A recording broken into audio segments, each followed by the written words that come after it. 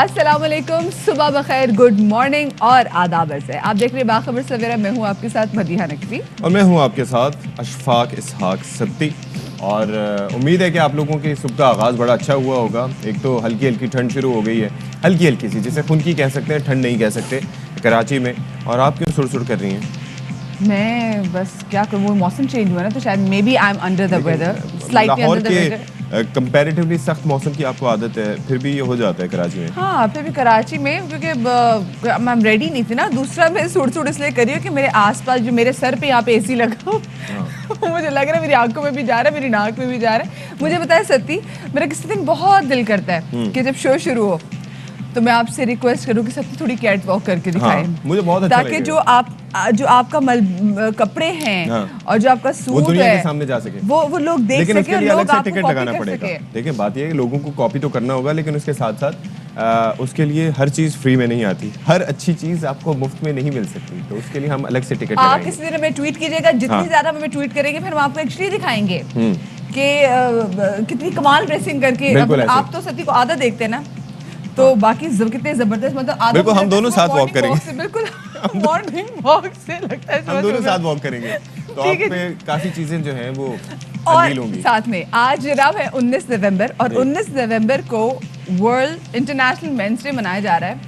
तो international men's day, world international men's day नहीं, world का मैंने कहा नहीं इंटरनेशनल। अब मैं ये सोच रही थी क्योंकि आलमी सतह पर दिन मनाया जा रहा है, और इस दिन का मकसद ये है कि मर्दों की जो हैसियत है उसको चैलेंज किया जाए, नहीं उसको उजागर किया जाए, तो मैं सोची हमारे मुआशरे में मनाना चाहिए दिन। उस वक्त से मैं आप सबको देख रही हूँ, मेरी हंसी नहीं रुकी। होना चाहिए। बेचारे कितना कसमापुरसी के आलम में मर्द होते हैं, क्या होता है, मतलब इल्ज़ाम के शिकार होते हैं बेचारे, पिसते हैं चक्कियों में।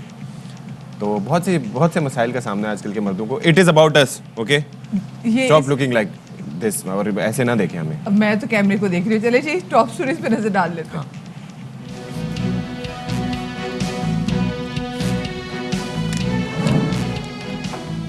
सिंध में अहम पुलिस अफसरान के तबादलों पर विफाक और सिंध में ठन गई।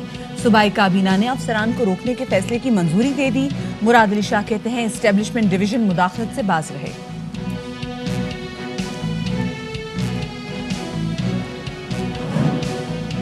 स्मॉग से निजात कैसे? लाहौर दुनिया के आलूदा तरीन शहरों में शामिल। लाहौर हाई कोर्ट का पंजाब के निजी इदारों में 50% हाजिरी का हुक्म। जुडिशियल माहौलियाती कमीशन की स्टेट एमरजेंसी लगाने की तजवीज़।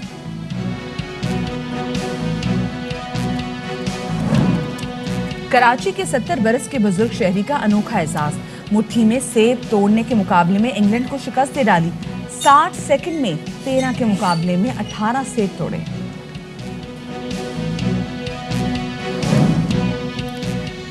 और जाड़े के आते ही सर्दी ने रंग जमाना शुरू कर दिया। सक्खर में सूप की दुकानों पर शहरियों का रश। सूप में सिंघाड़ा पाउडर, अदरक और मसाला जात का इस्तेमाल।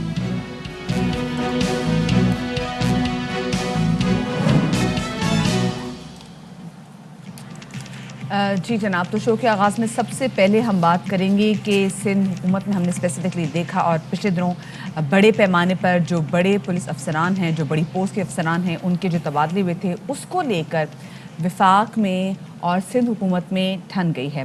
सिंध में पुलिस अफसरान के तबादलों के मामले पर विफाकी और सिंध हुकूमतें एक बार फिर हम देख रहे हैं, क्योंकि कहीं ना कहीं इनके आपस में हम देखते हैं कि क्लैशेस आ जाते हैं, फ्रिक्शन होती है। और इस बार भी ऐसा ही हुआ है कि सिंध हुकूमत और विफाक दोनों एक दूसरे के आमने सामने खड़े हैं। अच्छा, पहले फैसला सुनाया गया, लेकिन अब जो है वो वज़ीर आला साहब की जानिब से कह दिया गया है, इस्टेब्लिशमेंट डिवीज़न को वार्निंग दे दी गई है कि आप सियासत में ना आएँ, और वफाकी हुकूमत और इस्टेब्लिशमेंट डिवीज़न को अगर लड़ना है तो सिंध हुकूमत से लड़ें, अफसरान को तंग ना किया जाए। मुराद अली शाह ने यह भी इल्ज़ाम लगाया कि सिंध से सियासी लोग लिख कर फरमाइश करते हैं कि फ़लाँ अफसर चाहिए और फ़लाँ नहीं चाहिए। वो कहते हैं कि ऑलरेडी सिंध में 20 ग्रेड के अफसरान की कमी है। बिल्कुल जी, और साथ में खैर उन्होंने क्या कहा, पहले आपको सुना देते हैं। अफसरान पाकिस्तान एडमिनिस्ट्रेटिव सर्विस के इस सूबे से निकाले और 4 हमें भेजे। 7 अफसरान पीएसपी के इस सूबे के 20 ग्रेड के सारे इस सूबे से निकाले और 8 अफसरान भेजे। हमारे पास इस वक्त 19 है, यानी 48 की कमी है। हमारे पास इस वक्त 26 टोटल स्ट्रेंथ है डीआईजीज की, 22 काम कर रहे हैं। फेडरल गवर्नमेंट को और एस्टेब्लिशमेंट डिवीजन को वार्न करता हूँ, ये प्लीज आप लिखें कि झगड़ा मेरे साथ है, इस सियासत में इन्वॉल्व ना हो, उन अफसरान को आप तंग ना करें। अगर आपने लड़ना है तो आप सिंध काबीना से लड़ें। Establishment division and establishment secretary should not be a part of this politics. यहां से इनके लोग लिख के भेजते कि फलाना अफसर नहीं चाहिए, यानी सियासी लोग लिख के भेजते। आप लोग सिंध में गवर्नेंस खराब करना चाहते हैं, कानून के और आइन के अंदर रहते हुए। हम सब इस प्रोसीजर्स में चेंज करेंगे। अच्छा, ये सती कुछ बातें जो हैं वो बिल्कुल समझ से बालातर हैं। जैसे हमने देखा कि सीएम सिंध मुराद अली शाह साहब ने इल्ज़ाम लगाया कि सिंध से सियासी लोग ख़त लिखकर फरमाइश करते हैं कि जी फ़लाँ अफसर चाहिए और फ़लाँ अफसर नहीं चाहिए। और जैसे आपने इनको सुना भी, वो कह रहे थे कि जी सिंध में ग्रेड 20 के अफसरान की कमी भी है, और अफसरान विफाक के नहीं बल्कि फेडरेशन के मुलाजिम हैं। सो ये देखें, जब तक ये जो तकरियाँ जो कि अनाउंस की गई थी, और इस तकरियों को भी अब मेरे ख्याल से 10 दिन तो एटलीस्ट हो चुके हैं, हमने इस पर खबर भी ब्रेक की थी।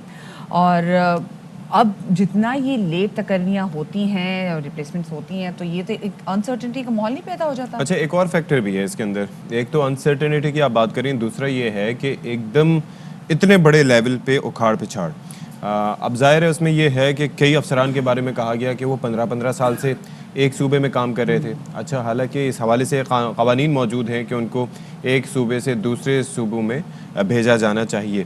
तो बहरहाल इसी पर हम ज़रा मौक़िफ़ ले लेते हैं कि हुकूमत सोच के आ रही है, किस तरीके से इस मामले को फ़ाइट ऑफ किया जाएगा। सईद गनी साहब हमारे साथ मौजूद हैं, वज़ीर इत्तलात सिंध हैं, और वज़ीर आला साहब जब ये प्रेस कॉन्फ्रेंस कर रहे थे तो उनके साथ ही वो विराजमान भी थे। बहुत शुक्रिया सईद गनी साहब, आपने हमारे लिए वक्त निकाला। ये ज़रा हमें समझाइएगा कि ऑन प्रिंसिपल एतराज़ क्या है वफाक के इस फैसले पर सिंध हुकूमत को? देखिए, मैं आपको पहले बुनियादी एक चीज समझाऊं कि इन्होंने जो अभी हालिया ट्रांसफर किए हैं, तो वो ये कहते हैं कि इनकी कोई रोटेशन पॉलिसी है 2020 की।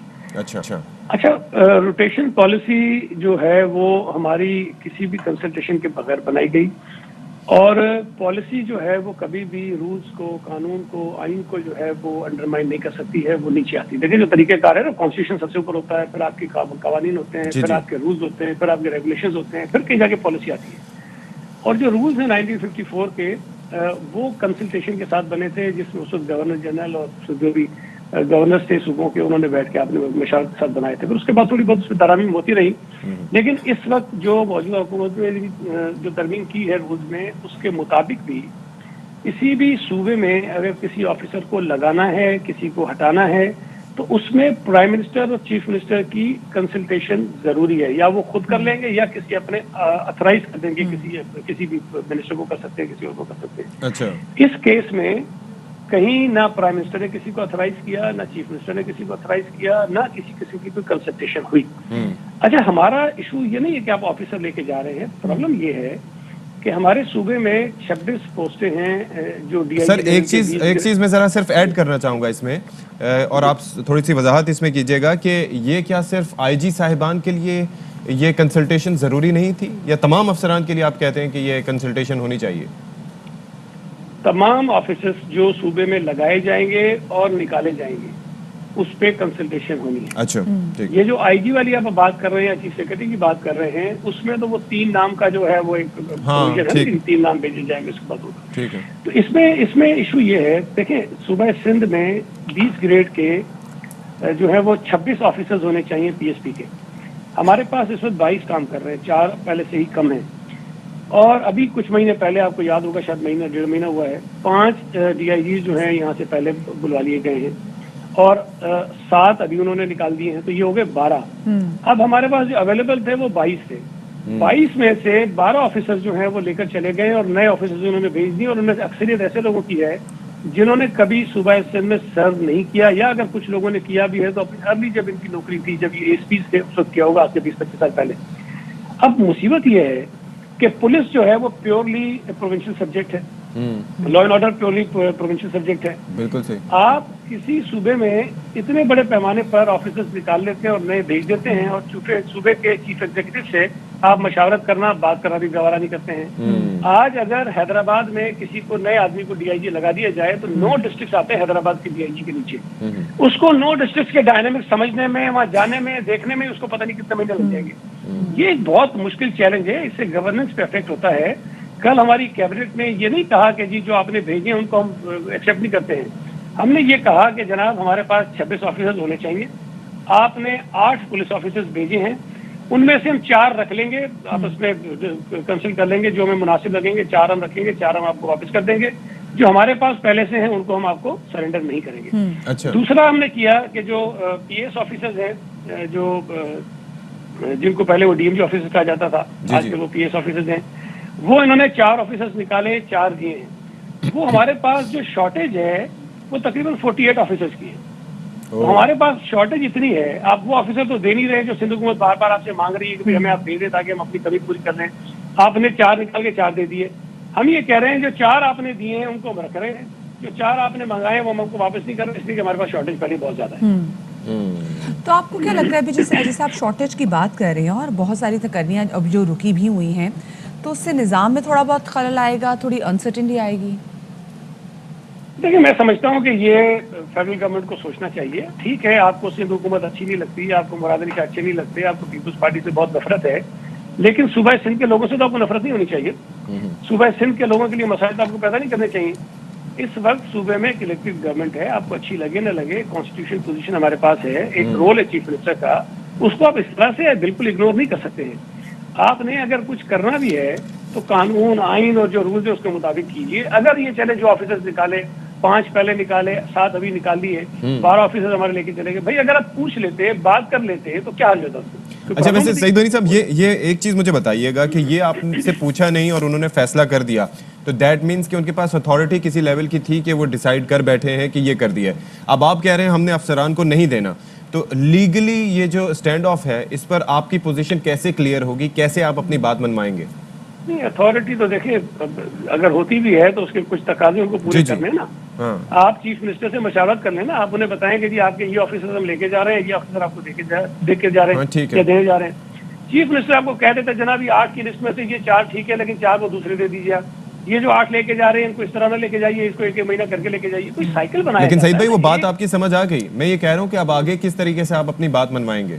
देखिए, हम तो जो 1954 के रूल्स हैं उसके मुताबिक बात कर रहे हैं, और मैं आपको फिर बता रहा हूँ कि पॉलिसी किसी भी रूल को अल्टू नहीं कर सकती है। ठीक है, रूल्स की कोई एक अपनी हैसियत होती है, पॉलिसी रिलेटिवली उससे निचली सतह की चीज, और अभी 2020 में बनाई गई है। जो रूल्स बनाए गए थे वो मशावरत के साथ बनाए गए, जो पॉलिसी बनाई गई है वो हमसे मशावरत नहीं की गई है। तो एक चीज जो फेडरल गवर्नमेंट ने खुद तय कर ली, खुद बना ली, उस पर अमल दरामद भी खुद ही कर रहे हैं, तो आप किसी सूबे को कॉलोनी तो ना बनाए ना अपनी।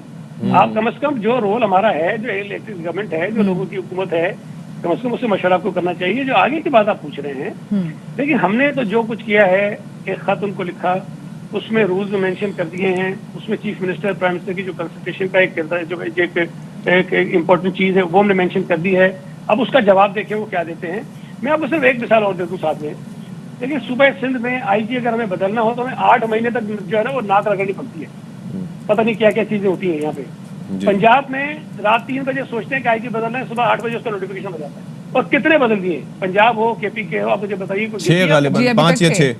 देखिए, ये इस तरह से तो नहीं हो सकता ना कि आप केपीके को, पंजाब को किसी और तरह ट्रीट करें, और सिंध में चूंकि आपकी पार्टी की हुकूमत नहीं है किसी और तरह ट्रीट करें। यहाँ अगर आप अपने ऑपोजिशन में बैठे हुए मेंबर्स की रिकमेंडेशंस पर लोगों को भेजेंगे और उनको लेके जाएंगे तो माफ कीजिएगा, इस तरह से चल नहीं सकता निजाम। अच्छा, तो सईद गनी साहब क्या समझते हैं, आप लोगों के पास वे आउट क्या है? कल तो आप लोगों की सिंध कैबिनेट ने एक अहम डिसीजन ले लिया है कि जो तकर्रियाँ इनको रोक दिया जाएगा, लेकिन अगर विफाक जो है वो चीफ सेक्रेटरी ऑफिस से ऑर्डर जारी करवा दे तो सिंध हुकूमत का पे क्या लाएमल होगा? देखिए, उस ऑर्डर की कोई हैसियत नहीं है ना। देखें, अब जो ऑफिसर्स हैं उनका इसमें कसूर कोई नहीं होता। सिंध हुकूमत की जो कैबिनेट है उसने डिसाइड किया कि हम आपको रिलीव नहीं करेंगे। अब वहां से अगर वो शौकात इशू करना है तो भाई हमें करें ना, कैबिनेट को करें, चीफ मिनिस्टर को करें। आप उस ऑफिसर को क्यों करते बेचारे को जो यहाँ फंसा हुआ है बीच में? और मैं ये समझता हूँ कि हमारी एज ए गवर्नमेंट ये रिस्पॉन्सिबिलिटी है कि हम अपने सूबे की गवर्नेंस को बेहतर करने के लिए कोशिश करें। और अगर कोई हुकूमत, कोई ताकत, कोई फर्द, कोई वजीर आजम, कोई वजीर उस गवर्नेंस को खराब करने की कोशिश करे तो ये हमारी कॉन्स्टिट्यूशनल रिस्पॉन्सिबिलिटी है कि हम उसको रोकने की कोशिश करें, और हम वो कर रहे हैं। लेकिन अचानक वैसे आप क्या समझते हैं कि सियासी एस्पेक्ट से भी अगर इसको देखा जाए तो अचानक क्या ख्याल आया कि इतने बड़े पैमाने पर लोगों को यहाँ से उनका तबादला कर दिया जाए, जो ना सिर्फ ये कि सिस्टम को समझते हैं बल्कि एक अरसे से यहाँ पर बैठे हैं? देखिए फर्क तो पड़ेगा ना, वो मैं तो कह रहा हूँ इसके पीछे और सिवाय बदयानती को कुछ भी नहीं है कि जी आप एक सूबे से यार मतलब कोई मंतक होती है कि 22 में से 12 ऑफिसर हम लेके जा रहे हैं 20 ग्रेड के। कोई जुल्म है? कोई अकल होती है? कोई मानती है इस बात को? अच्छा आपने अगर कह रहे हैं रोटेशन की पॉलिसी है ना, तो एक साथ ही 15 ये 12 13 क्यों निकालते हैं आप? भाई आप एक निकालिए, 2 महीने बाद दूसरा निकालिए, 3 महीने बाद तीसरा निकालिए, गवर्नमेंट को एतमाद में लेती है। अरे वो तो ये कह रहे हैं अभी कि दूसरी वेव इसकी बाकी है, ये भी खबर आई थी कि अभी एक और वेव भी आएगी इसकी।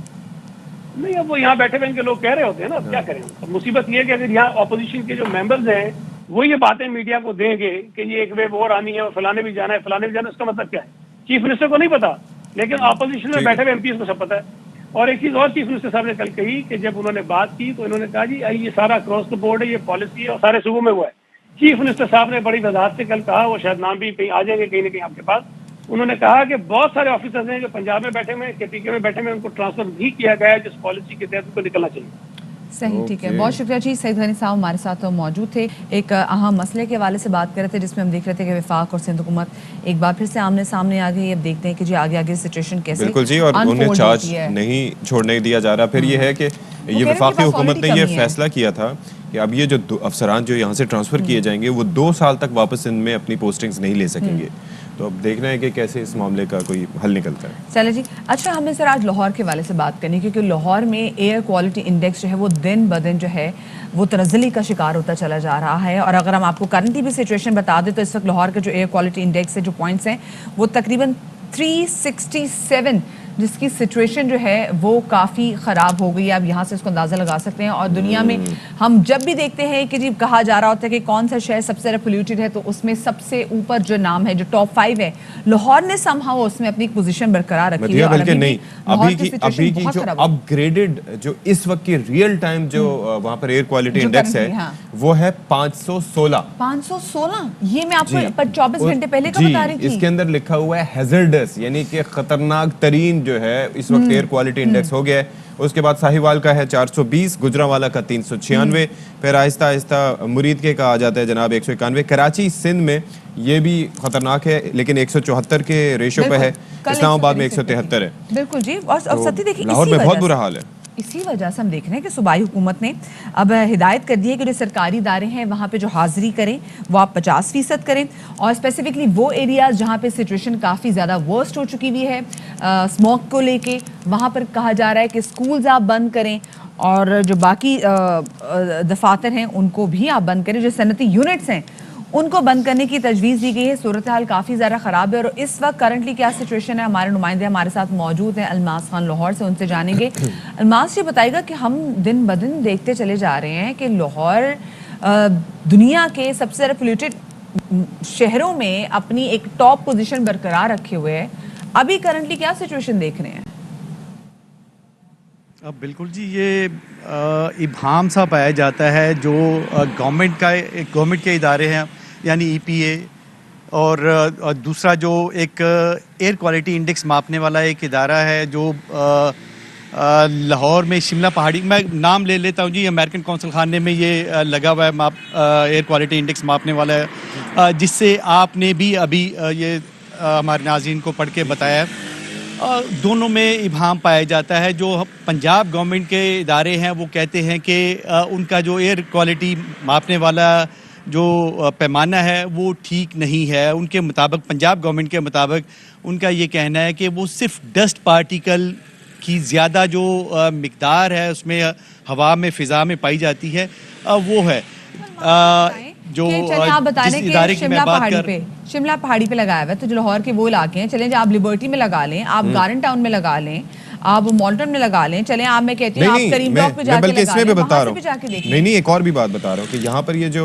इदारा है इसने अपनी जो डिटेल्स दी हैं उसके अंदर मिसाल के तौर पर अनारकली बाजार का तस्करा किया है। उसमें बताया कि वहाँ पे 569 है, मॉडल टाउन में 557 है, कोट लखपत की डिटेल्स भी दी हुई है कि वहाँ पर कितना है, वहाँ पर भी कुछ इसी तरीके से 680 जी 665, तो 594, मतलब ये सबसे ज़्यादा यही जो उनके मुताबिक पंजाब गवर्नमेंट के जो इदारे हैं उनके मुताबिक कि ये जितने भी बताए गए हैं, कोट लखपत में 680 बताया गया है, गुलबर्ग FCC मतलब गुलबर्ग एक लाहौर का पोश इलाका है, वहाँ पे 652 एयर क्वालिटी इंडेक्स बताया गया। मॉडल टाउन एक पोश तरीन इलाका है लाहौर का, जहाँ पे बे इंतहा सब्ज़ा है, वहाँ पे 565 है। DHA लाहौर अमीरों का इलाका 447। ये जो अमेरिकन कौंसल खाने के अदाद शुमार हैं ये वहाँ के हैं, लेकिन पंजाब गवर्नमेंट कहती है कि इसमें सिर्फ डस्ट पार्टिकल की ज़्यादा मिकदार पाई जाती है। ये सिर्फ इसमें डस्ट पार्टिकल की जो मिकदार है उससे ये पैमाना इसे गेज नहीं किया जा सकता, जबकि जब ये इसमें प्रॉब्लम फिजा समझी ही में नहीं जा रही, फिर इस पे इकदाम क्या कुछ किए जाएंगे। बहुत शुक्रिया जी। अल्मास खान हमारे साथ मौजूद थे और अभी लाहौर में हम आपको बताएं कि हमजा शहबाज मीडिया से गुफ्तगू कर रहे हैं। तमाम जो बिल्स थे उसको बुलडोज किया गया, यानी अभी 2018 के इलेक्शंस की शफाफियत पर सवालिया निशान हैं और रहेंगे। इमरान नियाज़ी साहब ने कहा था कि 4 हलके खोलें और धरना दिया था, कौम का वक्त ज़ाय किया था, 126 दिन तमाशा लगाया था। मुस्लिम लीग ने अपने दौर में सुप्रीम कोर्ट में 4 हलके लेके गए। उस वक़्त के चीफ जस्टिस ने और सुप्रीम कोर्ट के दीदर मुअज़्ज़ज़ जज साहिबान ने कहा कि हमें धांधली के कोई शवाहिद नहीं मिले। और फिर मुझे बताएं कि 126 दिन का धरना क्या कौम से मजाक था? क्या लोगों से झूठ बोला गया था? चीनी सदर ने आना था, उसका दौरा मुलतवी किया गया। तो ये जो सीपेक से इनकी लड़ाई आज से नहीं है, उस वक़्त से है। जब आए थे उसी वक्त वफाकी वज़रा ने सीपेक को कहा कि जी इसमें करप्शन हुई है। यानी हमारा दरीना साथी ऑल वेदर फ्रेंड चीन को इन्होंने मुतनाज़ा किया। आज भी सीपेक जो है वो बैक बर्नर्स पे है, कोई खातिर खा पेशरफ्त नहीं है। जॉइंट सेशन की बात मैं कर रहा था आपसे, यानी EVM जिसको दुनिया रिजेक्ट कर चुकी है। एक्सपर्ट्स कह रहे हैं कि EVM जो है, ये मैं नहीं कह रहा, एक्सपर्ट्स कह रहे हैं कि EVM जो है वो शफाफियत में रुकावट है। इमरान नियाज़ी साहब 4 सालों में अवाम पर महंगाई के तूफ़ान को गिराने के बजाय आपने कौम की खिदमत की होती।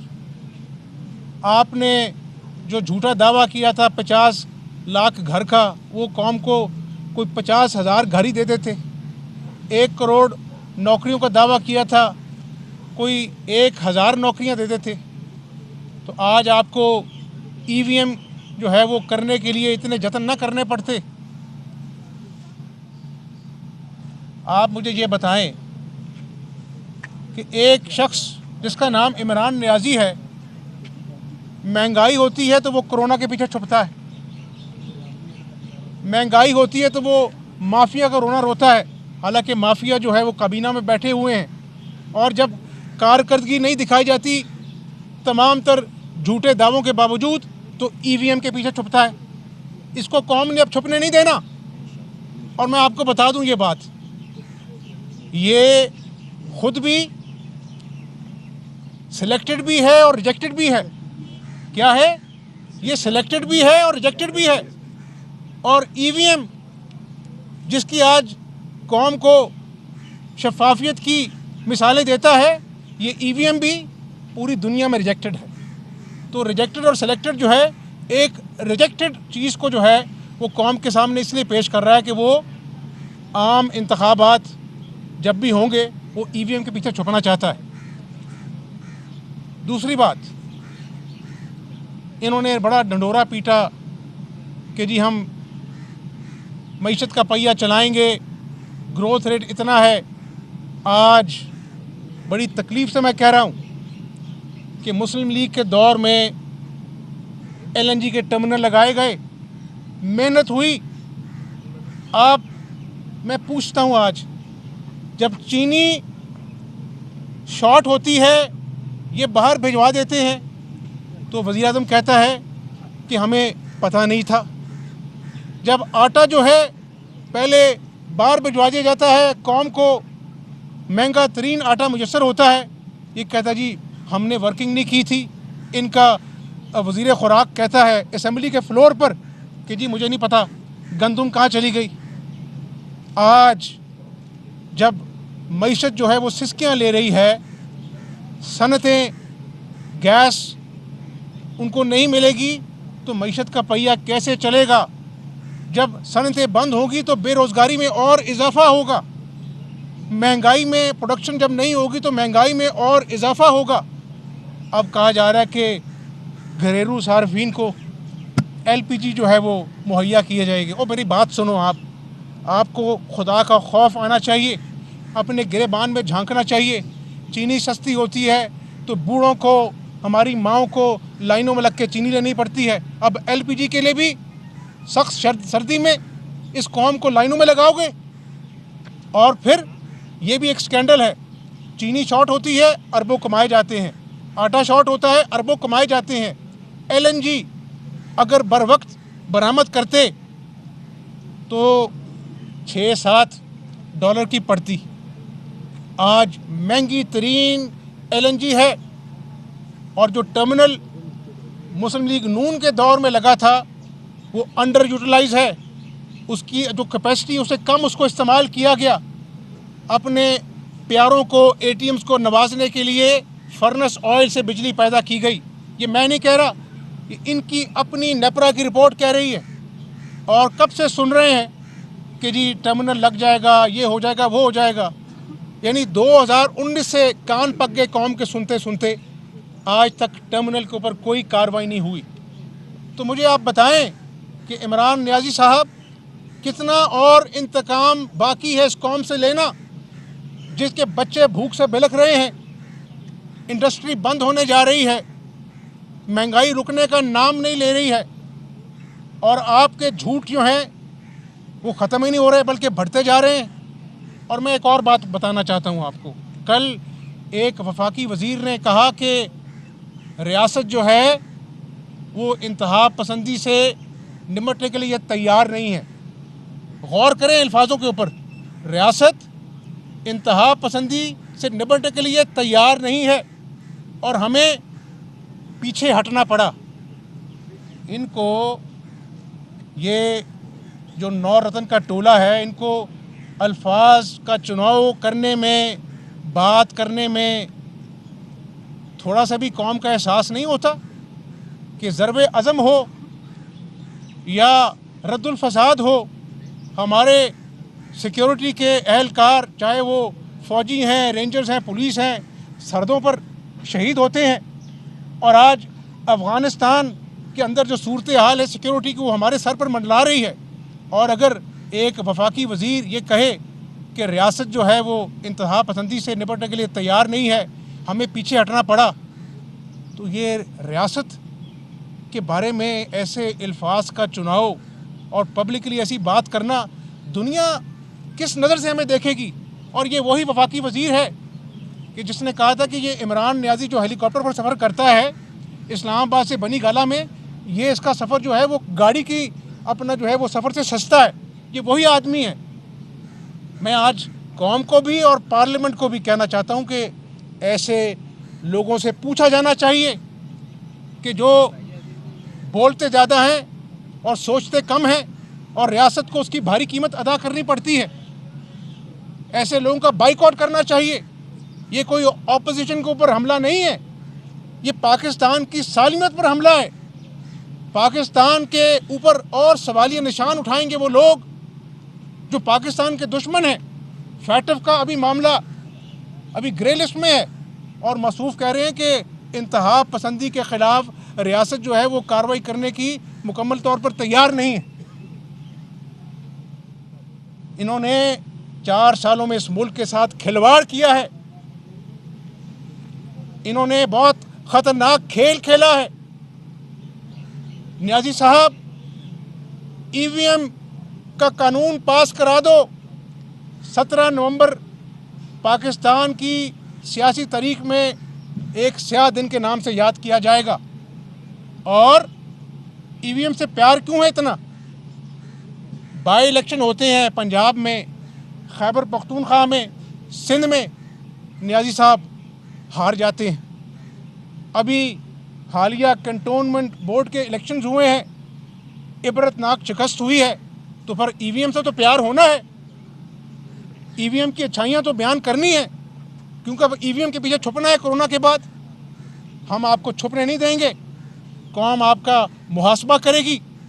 और फिर मैं कहूँगा तमाम सियासी जमातों से कि आज कौमी वकार का तकाजा है कि सब जमातें एक एजेंडे पे इकट्ठी हों कि इस मुल्क को हमने बचाना है, इस डूबती हुई मईशत के आगे बांधना है, इस अपना जो है वो डिलीवरी और गवर्नेंस जिसको वो ज़मीन बोस हो चुकी है। और मैं ज़रूर कहूँगा इस पंजाब में जिसको कहा था कि हम पुलिस का निज़ाम बनाएंगे, आज पुलिस की ट्रांसफ़र पोस्टिंग्स ऐसे होती हैं जिस तरह चपरासी की ट्रांसफ़र पोस्टिंग्स होती हैं। और खानेवाल हो, लोधरा हो, बहावलपुर हो, लाहौर हो, आज डाका जनी आम है। राह जाते हुए लोगों को लूट लिया जाता है और अगवा पराए तावान आम है। ये पंजाब सूबा जो है आज इसको देखकर जो इसकी हालत ज़ार है, तकलीफ़ होती है।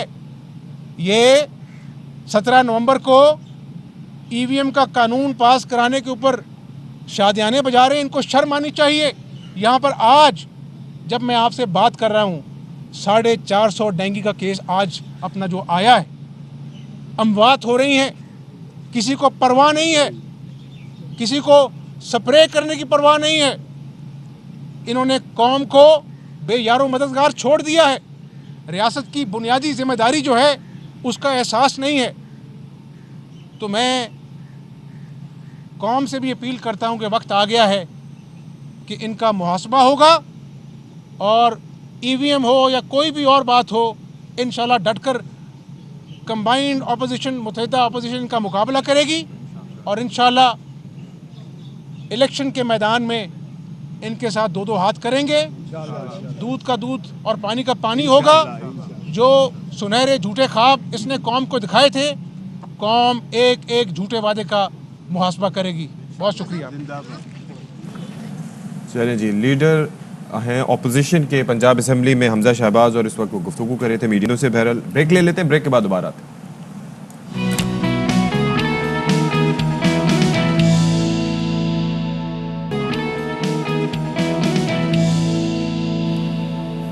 जी जनाब, तो welcome back after the break. और आज है 19 तारीख और आज 19 तारीख को है चांद ग्रहण, जो कि गुज़िश्ता 600 बरस के बाद सबसे तवील तरीन जुज़वी चांद ग्रहण होने जा रहा है। गो के ये चांद ग्रहण आप पाकिस्तान में तो नहीं देख सकते, लेकिन ये जो चांद ग्रहण है ये नॉर्थ अमेरिका, ये न्यूजीलैंड, ऑस्ट्रेलिया, जापान और कुछ हम देख रहे हैं कि एशियन भी कुछ कंट्रीज़ में ये नज़र आएगा, जिसमें जापान, चीन और जनूब मशरकी एशिया के कुछ हिस्सों में संभव नज़र आ सकेगा। पाकिस्तान में नहीं देखा जा सकेगा। और जाहिर है कि एक क्यों होता है चांद ग्रहण, वो बेसिक सी चीज़ है कि ज़मीन गर्दिश के बायस चांद और सूरज के दरमियान आ जाती है और उससे चांद जो है उस पर रोशनी उस तरह से रिफ्लेक्ट नहीं हो पाती सूरज की, तो वो फिर तारीक दिखना शुरू हो जाता है। तो क्या असरात होते हैं जी इसके? काफ़ी सारी बातें इस पर की जाती हैं। एस्ट्रोलॉजिस्ट हमारे मौजूद हैं, कनान चौधरी स्टूडियोज़ में हमें उन्होंने ज्वाइन किया, तो उनसे बात करते हैं। बहुत शुक्रिया कनान, आपने हमारे लिए वक्त निकाला। वैसे तो आप अपनी T20 वर्ल्ड कप में की जाने वाली प्रिडिक्शंस के बारे में की वजह से जाने जाते हैं। आप हंस क्यों रही हैं? मतलब सारी नहीं गलत की थी भाई ने मेरे। क्योंकि वो ये कहा था कि जीत जिस जाएगा। मैच में ऑस्ट्रेलिया और पाकिस्तान मध्य मुकाबले तो उन्होंने कहा था पाकिस्तान जीतेगा। मैंने नहीं, जाना तो नहीं है। अब मैं क्या कहता ऑस्ट्रेलिया जीतेगा। नहीं तो आप प्रिडिक्शन देते ना, तो प्रेडिक्शन ही नहीं देती, सही Prediction मैंने दी दे दी थी, आपने लेकिन 80% मेरा दिल टूट गया। चले अब किनारे मेरा छोड़े। भी दिल टूटा पाकिस्तानी हम टीम सबका है, लेकिन मैंने पाकिस्तान को उस दिन support इन्होंने किया। पूछा मैं क्यों हंस रही थी तो मैंने हाँ बता तो चले। दिया। अच्छा पाकिस्तान बहरहाल support भाई चांद गिरन की बात करें। अच्छा ये जो 600 बरस में कह रहे हैं कि तवील तरीन पार्शियल लूनर एक्लिप्स है, तो ये पार्शियल लूनर एक्लिप्स क्या होता है? कंप्लीट नहीं है चांद ग्रहण। जब पूरा चांद ग्रहण होता है यानी बिल्कुल ही जमीन दरमियान में आ जाती है, रोशनी उस पर पड़ती नहीं है, अच्छा, तो फिर अच्छा। उसको कंप्लीट चांद ग्रहण कहते Okay. हैं। और इसको पार्शियल इसलिए कह रहे हैं कि एक हिस्सा इसका अफेक्ट हो रहा है, पूरा ठीक है। चांद ग्रहण नहीं हो रहा। और दूसरी बात आपने बताई कि पाकिस्तान में ये नज़र नहीं आएगा, तो पाकिस्तान में कंपैरेटिवली इसका इम्पैक्ट या इफ़ेक्ट जो है वो कम होगा, लेकिन होता ज़रूर है क्योंकि जो एस्ट्रोलॉजिकली अगर हम देखते हैं तो चांद सबसे ज़्यादा जो है उसका इम्पैक्ट होता है हमारी लाइफ पे, क्योंकि चांद डेली अपनी जगह चेंज करता है। आज अगर चांद लियो में है तो कल वर्गो में होगा। 24 घंटे से ज़्यादा मैक्सिमम चांद एक ज़ोडिएक साइन के अंदर नहीं रुकता, जबकि दूसरे प्लैनेट्स का ज़्यादा टाइम पीरियड होता है, वो महीने के लिए रुकते हैं या कुछ टाइम ज़्यादा के लिए रुकते हैं, लेकिन चांद डेली गर्दिश करता है। तो इसलिए इंसानी जो ख्यालात हैं उसके ऊपर सबसे ज़्यादा इफ़ेक्ट जो है वो चांद का होता है। इमोशनली भी इंसान को बहुत ज़्यादा रूल करता है, क्योंकि चांद जो है एक वाटर साइन है और इंसानी बॉडी जो है अडल्ट की वो 90+% जो है वो वाटर बेस्ड है, तो इसलिए इमोशनली इंसान को बहुत ज़्यादा इफ़ेक्ट करता है चांद। तो इसलिए भी चांद ग्रहण का इमोशनल इफ़ेक्ट ज़्यादा होता है इंसान के ऊपर। अच्छा तो किनान मुझे बताएं कि कौन सा स्टार ऐसा है जिस पे इम्पैक्ट सबसे ज़्यादा होगा, और साथ में ये भी कहिएगा क्योंकि पाकिस्तान में तो ये चांद ग्रहण नहीं देखा जा सकता, तो क्या इसका मतलब ये है कि पाकिस्तान पे चांद ग्रहण का इम्पैक्ट नहीं होगा?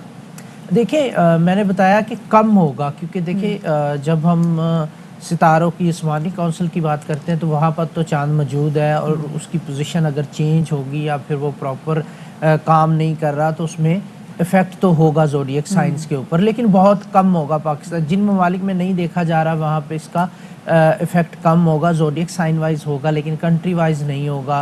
ये सबसे ज़्यादा इफेक्ट की अगर हम बात करें ज़ोडिएक साइन को, तो कैंसेरियन जो हैं वो काफ़ी इमोशनल हो सकते हैं इस चांद ग्रहण के बाद। 2 से 3 दिन इसके असरात ज़्यादा रहते हैं चांद ग्रहण के, तो वो काफ़ी इमोशनल फील कर सकते हैं। तो कैंसेरियन के लिए मैं ये कहूँगा कि इमोशनल होके आपने फ़ैसले नहीं करने। कैंसेरियन वैसे भी ज़्यादा इमोशनल होते हैं आम शख्स की निस्बत, तो चीज़ों को ज़रा डेप्थ में सोचते हैं, दिल पे लेते हैं चीज़ों को। तो कैंसेरियन आपका रिलेशनशिप के हवाले से भी थोड़ा सा प्रॉब्लम रहेगा, और इमोशनल होके आपने अपने करियर के बारे में या रिलेशन के बारे में फ़ैसले नहीं लेने, वरना फिर प्रॉब्लम्स हो सकती हैं। अल्लाह रहम करे इसे। अदरवाइज़ आपने अपनी सेहत का थोड़ा सा ख्याल रखना है। नींद से रिलेटेड इश्यूज़ कैंसेरियन आपको डिस्टर्ब कर सकते हैं थोड़े टाइम के लिए, और वो भी इसलिए कि जब आप इमोशनल होंगे तो बहुत ज़्यादा सोचेंगे। और कैंसेरियन का मोस्ट ऑफ द टाइम जो हेल्थ इश्यूज़ हैं वो मेंटल हेल्थ इश्यूज होते हैं, दिमाग से शुरू होते हैं और फिर आगे इनको प्रॉब्लम क्रिएट करते हैं। अच्छा जी, आप ज़रा ये बताइएगा कि इसके अलावा जैसे नॉर्मली कहा जाता है कि बहुत से एक सवाल आते हैं कि ये जो ग्रहण पड़ते हैं तो इसके अंदर ख़वातीन को बहुत एहतियात करनी चाहिए, ख़ास तौर पर हमला ख़वातीन से मुताल्लिक काफ़ी चीज़ें हैं, चांद ग्रहण में भी और सूरज ग्रहण में भी। तो ये जो पार्शियल एक्लिप्स है जो पाकिस्तान में देखा भी नहीं जा सकेगा, तो यहाँ पर कोई एहतियात वगैरह की ज़रूरत है? देखिए सूरज ग्रहण पे थोड़ी ज़्यादा एहतियात होती है हमला ख़वातीन के लिए, और चांद ग्रहण पे भी एहतियात कर सकते हैं तो बेस्ट है। मैं तो कहता हूँ कि अगर आप घर में आराम कर सकते हैं तो ये सबसे ज़्यादा बेस्ट ऑप्शन है। हमला ख़वातीन को तो आराम करना चाहिए, इस दौरान काम नहीं करना चाहिए, क्योंकि प्लानिटरी पोजीशन थोड़ी चेंज हो रही होती है, तो अवॉइड करें। अच्छा, इसमें बहुत सारी चीज़ें हैं। 1-2 वीडियोस मेरी भी नज़र से गुजरी हैं। कुछ एस्ट्रोलॉजर्स ने डरा के रख दिया कि पता नहीं इससे क्या हो जाएगा, खूनी चांद ग्रहण है और ये हो जाएगा वो हो जाएगा, हर ज़ोडिएक साइन के लिए नुकसान बताया हुआ है। तो सिंपल सी बात ये है देखने वाली कि जब भी चांद ग्रहण या सूरज ग्रहण होता है, जो लोग एस्ट्रोलॉजी को फॉलो करते हैं वो तो घर में दुबक के बैठ जाते हैं कि भाई मैंने कुछ नहीं करना, इसके बड़े बुरे असरात है। लेकिन हम देखते हैं कि दुनिया रूटीन से चल रही होती है, तो इसमें चंद एहतियात है, मैं आपको बता देता हूँ। घबराने की ज़रूरत नहीं है, परेशान होने की ज़रूरत नहीं सबसे है। पहले तो आपने घबराना नहीं है। हाँ, घबराना नहीं है। मतलब वो लोग घबराना शुरू हो गए। हाँ, हल्का हल्का। आगे बताएं। तो अब इसमें ये है कि चांद ग्रहण में, जब चांद ग्रहण या सूरज ग्रहण हो, आज हम चांद ग्रहण की बात कर रहे हैं, जो वर्क आप रूटीन में कर रहे हैं उसको करने में कोई हर्ज नहीं है। जैसे मिसाल के तौर पे डेली आप ऑफिस जाते हैं, डेली जो ट्रैवल करते हैं, डेली तो नहीं जो जाना। रूटीन वर्क है वो करने अच्छा, वो हैं, करने, आगे। उसमें टेंशन नहीं लेनी। जो काम नया है, जैसे नए बिजनेस का आगाज, शादी ब्याह, मंगनी या नई इन्वेस्टमेंट, किसी चीज़ का खरीदना, प्रॉपर्टी का खरीदना, उससे थोड़ा अवॉइड करें। 2 से 3 दिन असरात जो है वो चांद ग्रहण के ज़्यादा रहते हैं, तो कोशिश करें, क्योंकि इसमें अंदेशा ये होता है कि आप इमोशनली या जल्दबाजी में फैसला कर जाते हैं ऐसी सिचुएशन कम है ना हमारे पास। हाँ, तो उसके बाद ये है कि आपने जो रूटीन वर्क है वो करना है, दूसरा काम जो है उससे अवॉइड कर लें। दूसरा ये कि बिला वजह बाहर निकलने से गुरेज करें, बिला वजह ट्रैवलिंग से गुरेज करें। अगर ज़रूरी है तो सदका दे सकते हैं। सदका तमाम ज़ोडिएक साइन के लोगों के लिए एक ही है, वाइट कलर का सदका होता है। चीनी भी दे सकते हैं, 2 किलो चीनी दे सकते हैं, 2 किलो आटा या 2 किलो चावल, 2 का अदद चांद का बनता है, तो ये अगर आप देखें, बाजरा दे सकते हैं 2 किलो। ये वो सदकात हैं जो आप दे सकते हैं। एक शख्स का सदका जो है वो 2 किलो है, तो आप अपने हिसाब से देते जाएं। बहुत शुक्रिया जी। किरान चौधरी हमारे साथ मौजूद थे और बता रहे थे वो कुछ एहतियाती तदाबीर जो आज हमें करनी है। एक छोटी सी ब्रेक के बाद मिलते, हमारे साथ रहेगा।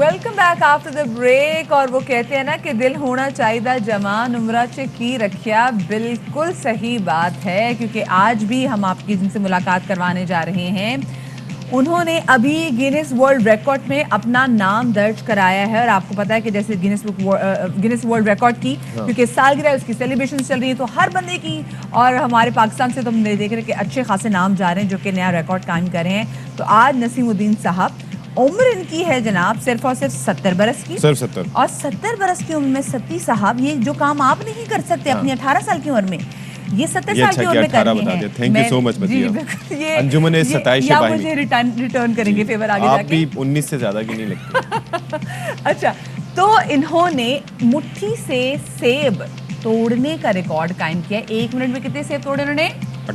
18 कर सकते हैं आप? सोच सकते हैं आप?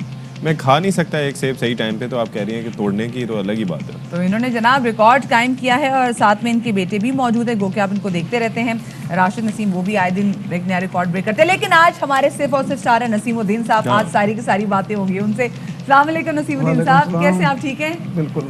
सर ये इतना जबरदस्त और मजेदार रिकॉर्ड, आपने खैर फल जाया कि उसको छोड़ दें, लेकिन रिकॉर्ड बन गया, ज्यादा अच्छी बात है। कितनी लंबी तैयारी की, कितना अर्सा लगा? तैयारी तो मेरी बहुत अरसे से। अच्छा, कब मेरा से? काम ही यही है। अच्छा, हाँ। कितने रिकॉर्ड बना लोहे चुके? का काम है मेरा। अच्छा, तो लोहे को तो जी, क्योंकि वेल्डिंग, जी जी, वेल्डिंग से तो वाबस्ता है। ये तो सालों से समझ लो कि एक चलता हुआ तो सर ये मैं सेब- हाथ दिखाना, मैं हाथ दिखा, ये देखिए, चेक करें, इन हाथों से ये जो सेब है ना, ओहो हो जनाब, इस तो ये आप घर में भी गुस्से में तो नहीं हरकतें करते थे, तो आपके बच्चे कहा कि अबू रिकॉर्ड बना लें, आप तो गुस्से में सेब और हर चीज तोड़ देते हैं, बताए ना भाई। बस शौक था इनको देख देख के मैंने। अच्छा, नहीं, लेकिन ये ख्याल कैसे आया कि भाई सेब को ही तोड़ना है? क्या सेब में भी लोहे का अंसर पाया जाता है, तो आपने सोचा कि इसके ऊपर गुस्सा निकालूं मैं? जाहिर है वो भी सख्त है, हाँ, लोहा भी सख्त है। हाँ। ठीक ठीक ठीक ठीक तो ठीक। मुझे बताइए, पहला रिकॉर्ड है जो आपने बनाया है? बस और हाँ, पहले पहला रिकॉर्ड है, जी, कितने से बिल्कुल, प्रैक्टिस की आपने? बिल्कुल वैसे पहला जी, कितने से प्रैक्टिस की आपने? मैंने बताया ना कि प्लास्टिक तो बस समझ लगे ये। नहीं, लेकिन आपने सुना लोहे के तो होगा ना तरीके कि भाई से- किसी ने पहले जो बंदा था उसने 12-13 तोड़े हैं, हाँ। जी। मैंने तोड़ने हैं उससे ज्यादा। जी। तो जाहिर है उसके लिए इंसान सोचता है, तो घर में भी सेब शेप तोड़ते मुड़ते तो होंगे। हाँ, मतलब थोड़ा सा ये कहीं आप बच्चों को और वो ना दबाव में डालने के लिए तो ऐसी कोई हरकत करते थे? बच्चों ने नहीं, कहा, ये "अब्बू, तो- प्लीज रिकॉर्ड बना ले, आप तो बड़े अच्छे हैं।" भाई इनका सारा सब इनके ऊपर जाता है। हाँ। भाई इन्होंने मुझे जैसा बोला मैंने किया। हाँ। अच्छा, तो अच्छा, वो आपने- तो भारत से बदला लेना, ज्यादातर भारत के रिकॉर्ड वगैरह तोड़े इसको होते देख देख के मुझे भी शौक उठा। हैं। आपने कहा मैं इंग्लैंड के। अच्छा, आपने बाप की ये प्लान किया है कि जी जैसे आपके बेटे माशाल्लाह से इन्होंने भारत है, के रिकॉर्ड बच्ची तोड़े है हैं, छोटी, बेटी इनकी है, हाँ, बिल्कुल ही वो- फातिमा नसीम। जी जी, रैपर भी है, तो शो में जाहिर आ है उनको चुकी भी है। देख के एक शौक उठता है। अच्छा, क्या बात तो अब है। अगला रिकॉर्ड मुझे बताएं ना कि अगला क्या सोचा हुआ है? भाई इंशाल्लाह कोई जो भी करेंगे तो फिर करेंगे। हाँ, अब सेब के बाद अब किस फल की इंशाल्लाह बारी है? कोई ये ख्वाहिश है कि इंडिया का कोई रिकॉर्ड कोई हो, वो मैं तोड़ने की ख्वाहिशमंद हूँ हाँ। इंशाल्लाह। Okay okay. अच्छा, अच्छा, जैसे भी आपने बताया भी, क्योंकि सारी उम्र आप यही वेल्डिंग जी, से वहाँ वेल्डिंग वाबस्ता का रहे, काम तो है, आपकी लोहे तो- सारा हाँ। लोहे का काम है अच्छा, सारा। तो और आपने कोई नहीं सोचा कि कोई ऐसा लोहा मरोड़ दें ऐसे आप मोड़ तो और सनी देओल हाँ, बन जाए जी पाकिस्तान जी मोड़, हाँ, और ऐसे सलाखें यूं कर दें आप? सब कुछ कर देता हूँ। तो ये रिकॉर्ड कब बनेगा इसका, बताएं? बताएं वो ना। अगर ये चाहेंगे ये बनवा देंगे। तो आप ये खुदा दे चलें जी। चलिए, बहुत बहुत मुबारक हो जी आपको। Thank you Rashid. वक्त बहुत मुख्तसर है, छोटी सी ब्रेक के बाद मिलते हैं।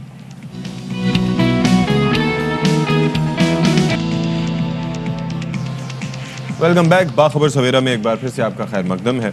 और आज बड़ा अहम एक और मार्का होगा। पाकिस्तान वर्ल्ड कप में अपने आखिर में जाके नाकाम सफ़र के बाद अब पहुंचा है बांग्लादेश और वहां पर ढाका में पहला मैच खेलेगा उस टीम के साथ, आखिर में सिर्फ आखिर में, और उस टीम के साथ जिसने वर्ल्ड कप में कोई मैच नहीं जीता। तो जनाब T20 का पहला मार्का होगा और काफ़ी सीनियर्स नहीं हैं, मुशफ़िक़ुर रहीम नहीं हैं, उसके अलावा जनाब हम देख रहे हैं कि शकीब उल हसन भी नहीं है। तो ऐसे प्लेयर्स की अदम मौजूदगी में क्या वो शाहीनों का मुकाबला कर पाएंगे? Will have to wait and see. बिल्कुल जी, साथ में जो पिच है वहाँ पर स्कोर्स बनाना भी और टिक कर खड़े रहना भी ना, टिक कर खड़े रहना भी जिस ना, तरह से मेरे लिए मुश्किल सुबह उठना मुश्किल है, ऐसे वहाँ की पिच पे रन्स करना भी बहुत मुश्किल है। बिल्कुल ही। और बाबर आजम ने भी इस बात का जो है वो इजहार भी किया है। लेकिन देखिए, मुझे अब ये लग रहा है कि हमने क्रिकेट में बदला इतना कर दिया है कि बांग्लादेश वाले जो हमारी क्रिकेट टीम है वो भी ना क्रिकेट जो हमें ICC T20 जो उसमें वर्ल्ड कप में जो पाकिस्तान ने जो हमें हराया था, तो हमने भी उनसे बदला लेना, खैर कोशिश सबकी होती है, लेकिन उनको एज तो ये हासिल होगा ना कि उनके अपने होम ग्राउंड में मैच खेला जा रहा है। वो मुकाबला उनका किनसे हो रहा है ये तो देखें। वो समझ रहे थे कि ये ऑस्ट्रेलिया, न्यूजीलैंड या कोई और टीम है कि जिनको स्पिन के जाल में फंसाने की कोशिश करेंगे, बट हमारे player they are world class players against the spin, तो उनके सामने ये कामयाब नहीं होगा सारी चीज़ें। और दूसरी चीज़, हाँ जी, अच्छा आपको पता है कि वो ऑस्ट्रेलिया के दौरे की जब बात कर रहे थे तो एक साहब का बयान उसमें सामने आया था जिनको काफ़ी तकलीफ हुई थी। उन्होंने कहा कि कुछ प्लेयर सिक्योरिटी खदशात की वजह से रिजर्वेशन शो कर सकते हैं आने से मुतालिक, ठीक है। उनका नाम था टिम पेन। तो अब वो टिम पेन जो है वो ऑस्ट्रेलिया टीम की क़यादत से, हाँ उनको बड़ी पेन थी, तो उन्होंने क़यादत छोड़ने का फैसला कर लिया। उनका जो इस्तीफ़ा था, आपसे कुछ देर पहले की खबर है कि वो मंजूर भी कर लिया क्रिकेट ऑस्ट्रेलिया ने, क्योंकि उनका कोई स्कैंडल था आज से 4 साल पहले कि कोई मैसेज उन्होंने कुछ भेजे थे कुछ जो मुनासिब नहीं थे किसी खातून को। ओके, अच्छा, चलें विसिल ब्लो हुई और उसके बाद फिर तो पेन भाई आप नहीं आना पाकिस्तान, खैर है। हाँ चलिए जी, टॉप स्टोरीज पे नजर आ लेते हैं।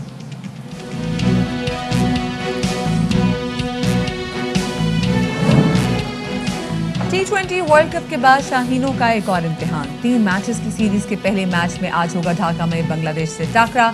शाहीन वर्ल्ड कप की कारकर्दगी दोहराने के लिए पुरअज़्म।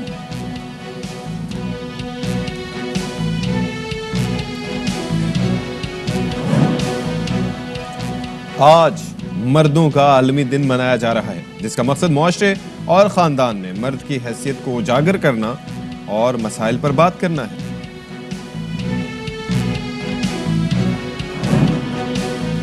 अगले इंतखाबात इलेक्ट्रॉनिक वोटिंग मशीन के जरिए होंगे या नहीं, इलेक्शन कमीशन का जवाब देने से इनकार। कौमी असम्बली की कायमा कमेटी इजलास में EVM पर कई सवालात उठ गए।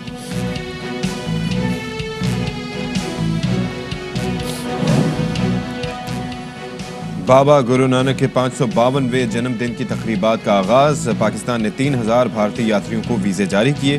भारतीय पंजाब के वज़ीर आला की पाकिस्तान आमद। नवजोत सिंह सिद्धू कल पाकिस्तान पहुंचेंगे।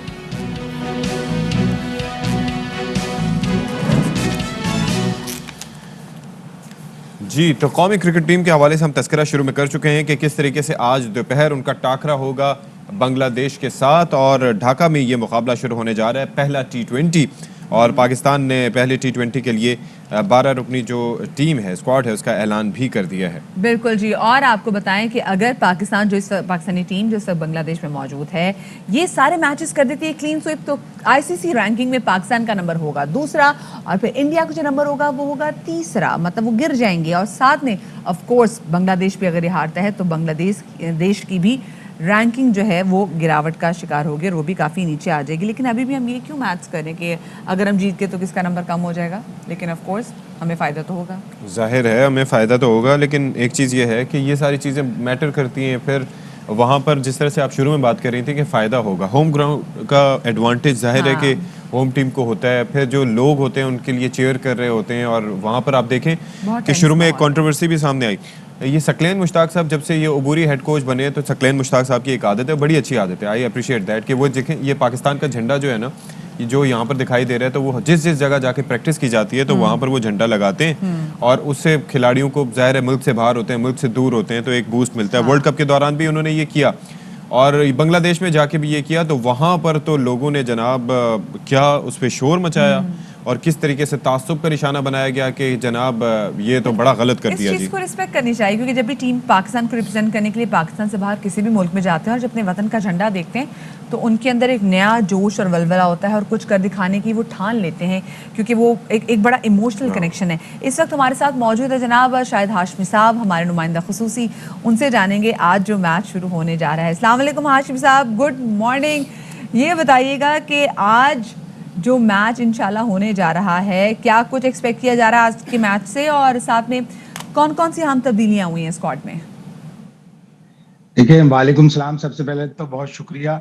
जो मैच होने जा रहा है पाकिस्तान, मुझे नहीं लग रहा ज़्यादा तब्दीलियां करने जा रहा है। एक तब्दीली का इम्कान लग रहा था और वो थी कि हसन अली की जगह मोहम्मद वसीम जूनियर को खिलाते, लेकिन उसके ऊपर भी इफ एंड बट है और एक बैट्समैन अलबत्ता ज़रूर खिलाया जाएगा। हफीज़ की जगह वो या तो खुशदिल शाह होंगे या हैदर अली होंगे। हैदर अली का ज़्यादा चांस लग रहा है कि वो थोड़ा स्पिन को अच्छा खेलते हैं।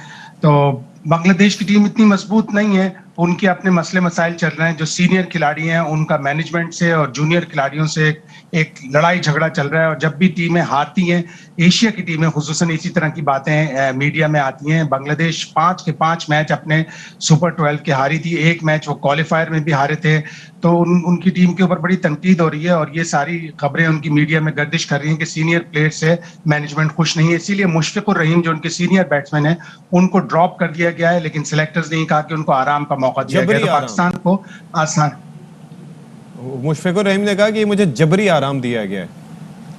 बिल्कुल ऐसा ही है। उनके यहाँ सीनियर खिलाड़ियों का और जूनियर खिलाड़ियों के दरमियान कुछ रंजिश है। मैनेजमेंट भी अपने सीनियर खिलाड़ी से खुश नहीं है। शाकिब उल हसन अनफिट है, हैमस्ट्रिंग इंजरी है। तमीम इकबाल अंगूठे की अंगूठा उनका फ्रैक्चर हो गया है। तो ये सारे मसले मसाइल चल रहे हैं और ये एशियाई टीमों के साथ होता है जब वो हारती हैं या उनका बुरा वर्ल्ड कप जाता है। तो पाकिस्तान के लिए इतनी मुश्किल नहीं होनी चाहिए सीरीज, बआसानी पाकिस्तान को जीतनी चाहिए, इसलिए कि बड़े यंग प्लेयर्स हैं बांग्लादेश के।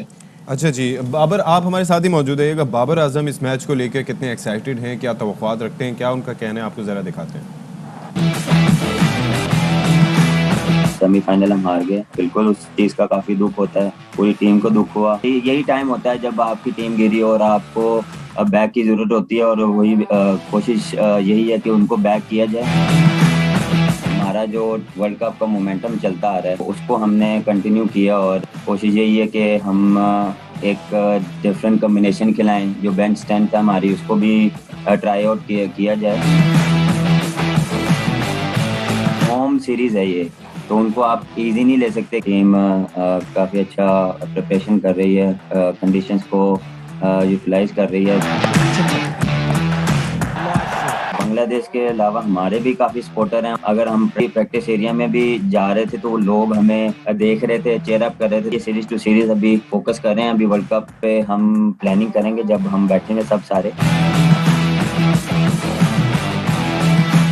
अच्छा जी, बाबर आजम का क्या कहना था वो आपने सुना। शायद साहब ये बताइएगा कि जैसे अभी भी समहाउ टीम जब बात करती है, ठीक है, सेमीफाइनल में ऑस्ट्रेलिया के जब मध्य मुकाबले थे तो ऑस्ट्रेलिया बहुत अच्छा खेली। उन्होंने फाइनल में जो न्यूजीलैंड का हाल किया था वो भी हम सब ने देखा है, तो हमें पता है कि वो कितनी बेहतरीन टीम थी। अब मेरे ख्याल से उस हार से बाहर निकल आना चाहिए हमें। बिल्कुल निकलना चाहिए। अब जो हो चुका वो हो चुका।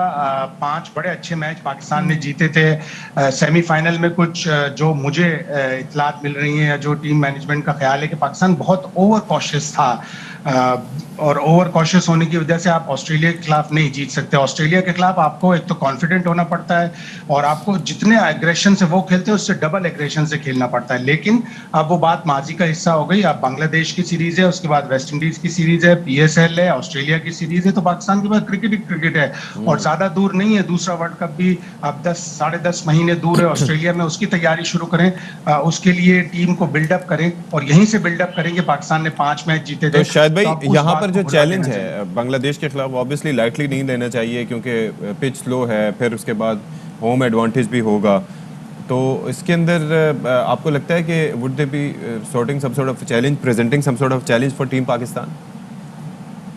मेरे लिए नहीं, मैं नहीं समझता कि इतना कोई चैलेंज होगा। कंडीशंस बिल्कुल ऐसी होती हैं जैसी पाकिस्तान में होती हैं, ठीक है, स्लो और लो होती हैं पिचें, लेकिन पाकिस्तान में भी ऐसी पिचें ऐसी पिचें ऑस्ट्रेलिया, न्यूजीलैंड, इंग्लैंड के लिए मुश्किल होती हैं। ऑस्ट्रेलिया, न्यूजीलैंड इस साल बांग्लादेश में जाके T20 सीरीज बुरी तरह हारी भी हैं। न्यूजीलैंड ने तो फिर भी फाइट की, ऑस्ट्रेलिया ने इतनी अच्छी फाइट नहीं की थी, इसलिए कि कमजोर टीमें गई थी। पूरी टीम, पूरे सारे प्लेयर नहीं थे, लोग IPL में मसरूफ थे, तो इसलिए पूरी टीमें नहीं गई थी बांग्लादेश खेलने। तो पाकिस्तान के लिए इतना चैलेंज नहीं होना चाहिए। पाकिस्तान को आराम से ये तीनों मैच जीतने चाहिए। पहले मैच में 2 तब्दीलियां करें, दूसरे में 3-4 कर दें, और आप अपनी बेंच स्ट्रेंथ चेक करें ऐसी टीम के खिलाफ जिसमें सारे यंगस्टर्स हैं और सीनियर खिलाड़ियों को। अच्छा, अब जरा एक और चीज हमें बता दें, वो ये है कि एक शख्सियत जिनका हमने तज़किरा किया था, जिनका नाम था टिम पेन, जिन्होंने काफ़ी तकलीफ हुई थी और उन्होंने रिजर्वेशन शो की थी दूसरे खिलाड़ियों के हवाले से, अपनी बात करने के अलावा कि कई खिलाड़ियों को तहफ़्फ़ुज़ात हो सकते हैं, तो उन्होंने रेजिग्नेशन दिया।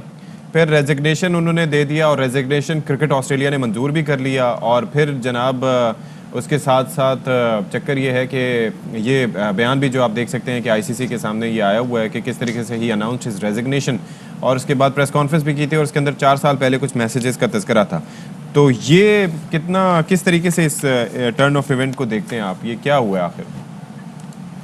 मेरे हिसाब से कहानी कुछ और है। एक बैकग्राउंड में जो 4 साल पहले एक तहकीकात हुई थी जिसमें टिम पेन को क्लियर भी कर दिया गया कि आप जाएं खेलें क्रिकेट, उसके बाद वो कप्तान भी बने। तो ये मेरे हिसाब से अभी कुछ और आगे कहानी आएगी। अभी ये सिर्फ एक फीमेल वर्कर को एक्सप्लिसिट बहुत ही वाज़े पैगामात भेजने वाली मेरी समझ में नहीं आ रही। ये कहानी और होगी और आइंदा चंद दिनों में हमें पता चलेगा। टिम पेन के पेट में दर्द उठा था पाकिस्तान में जब ऑस्ट्रेलिया की सीरीज कंफर्म हुई थी, तो अब उन्होंने छोड़ी जरूर है क्रिकेट और कप्तानी जरूर छोड़ी है। वो कह रहे हैं कि मैं क्रिकेट नहीं छोड़ूंगा, टीम के लिए अवेलेबल हूँ। उनका भी गर्दन का भी ऑपरेशन हुआ है, उनको बैक प्रॉब्लम भी है, तो उनको ये जो सारे प्रॉब्लम्स हैं वो अब नजर आ रहे हैं। लेकिन मेरे हिसाब से ये कहानी अभी और ऑस्ट्रेलिया अखबारों में आएगी। ये इतनी आसानी वाली और इतनी वाज़े कोई जो वजह है वो नहीं है, कोई बड़ी वजह सामने आएगी। ओके, सही, ठीक है, बहुत शुक्रिया जी। शायद हाशमी साहब हमारे साथ मौजूद थे और आज इंशाल्लाह एक नया मार्का जो है वो शुरू होने जा रहा है। और समहाउ मैं ये देख रही थी कि जब से ये ICC T20 वर्ल्ड कप भी जब ख़त्म हुआ है तो ट्विटर पे वो रौनक भी नज़र नहीं आती जो पहले नज़र आती थी, क्योंकि जैसे जैसे मैच देख रहे होते थे तो सब अपने कहीं ना कहीं मतलब तमाम तरह सियासतदान हम सबको देखते थे, सब ट्विटर पे एक्टिव होते थे।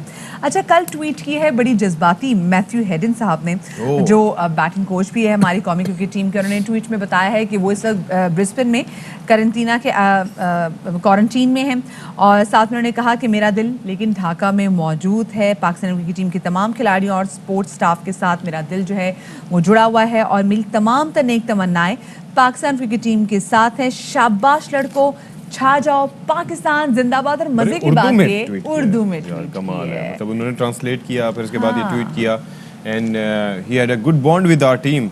हम देख भी रहे थे, तस्वीर भी कुछ थी कि किस तरीके से कि ये किसने मतलब अवामी और कितने घुल मिल जाल में। दूसरा ये ब्रिलियंट प्लेयर, मतलब लाइक जब खेलते थे तो उनकी फास्ट बॉलर्स को जैसे सामने जाके थोड़ा सा वॉक डाउन करके छक्के मारते थे, क्या ही बात थी उनकी।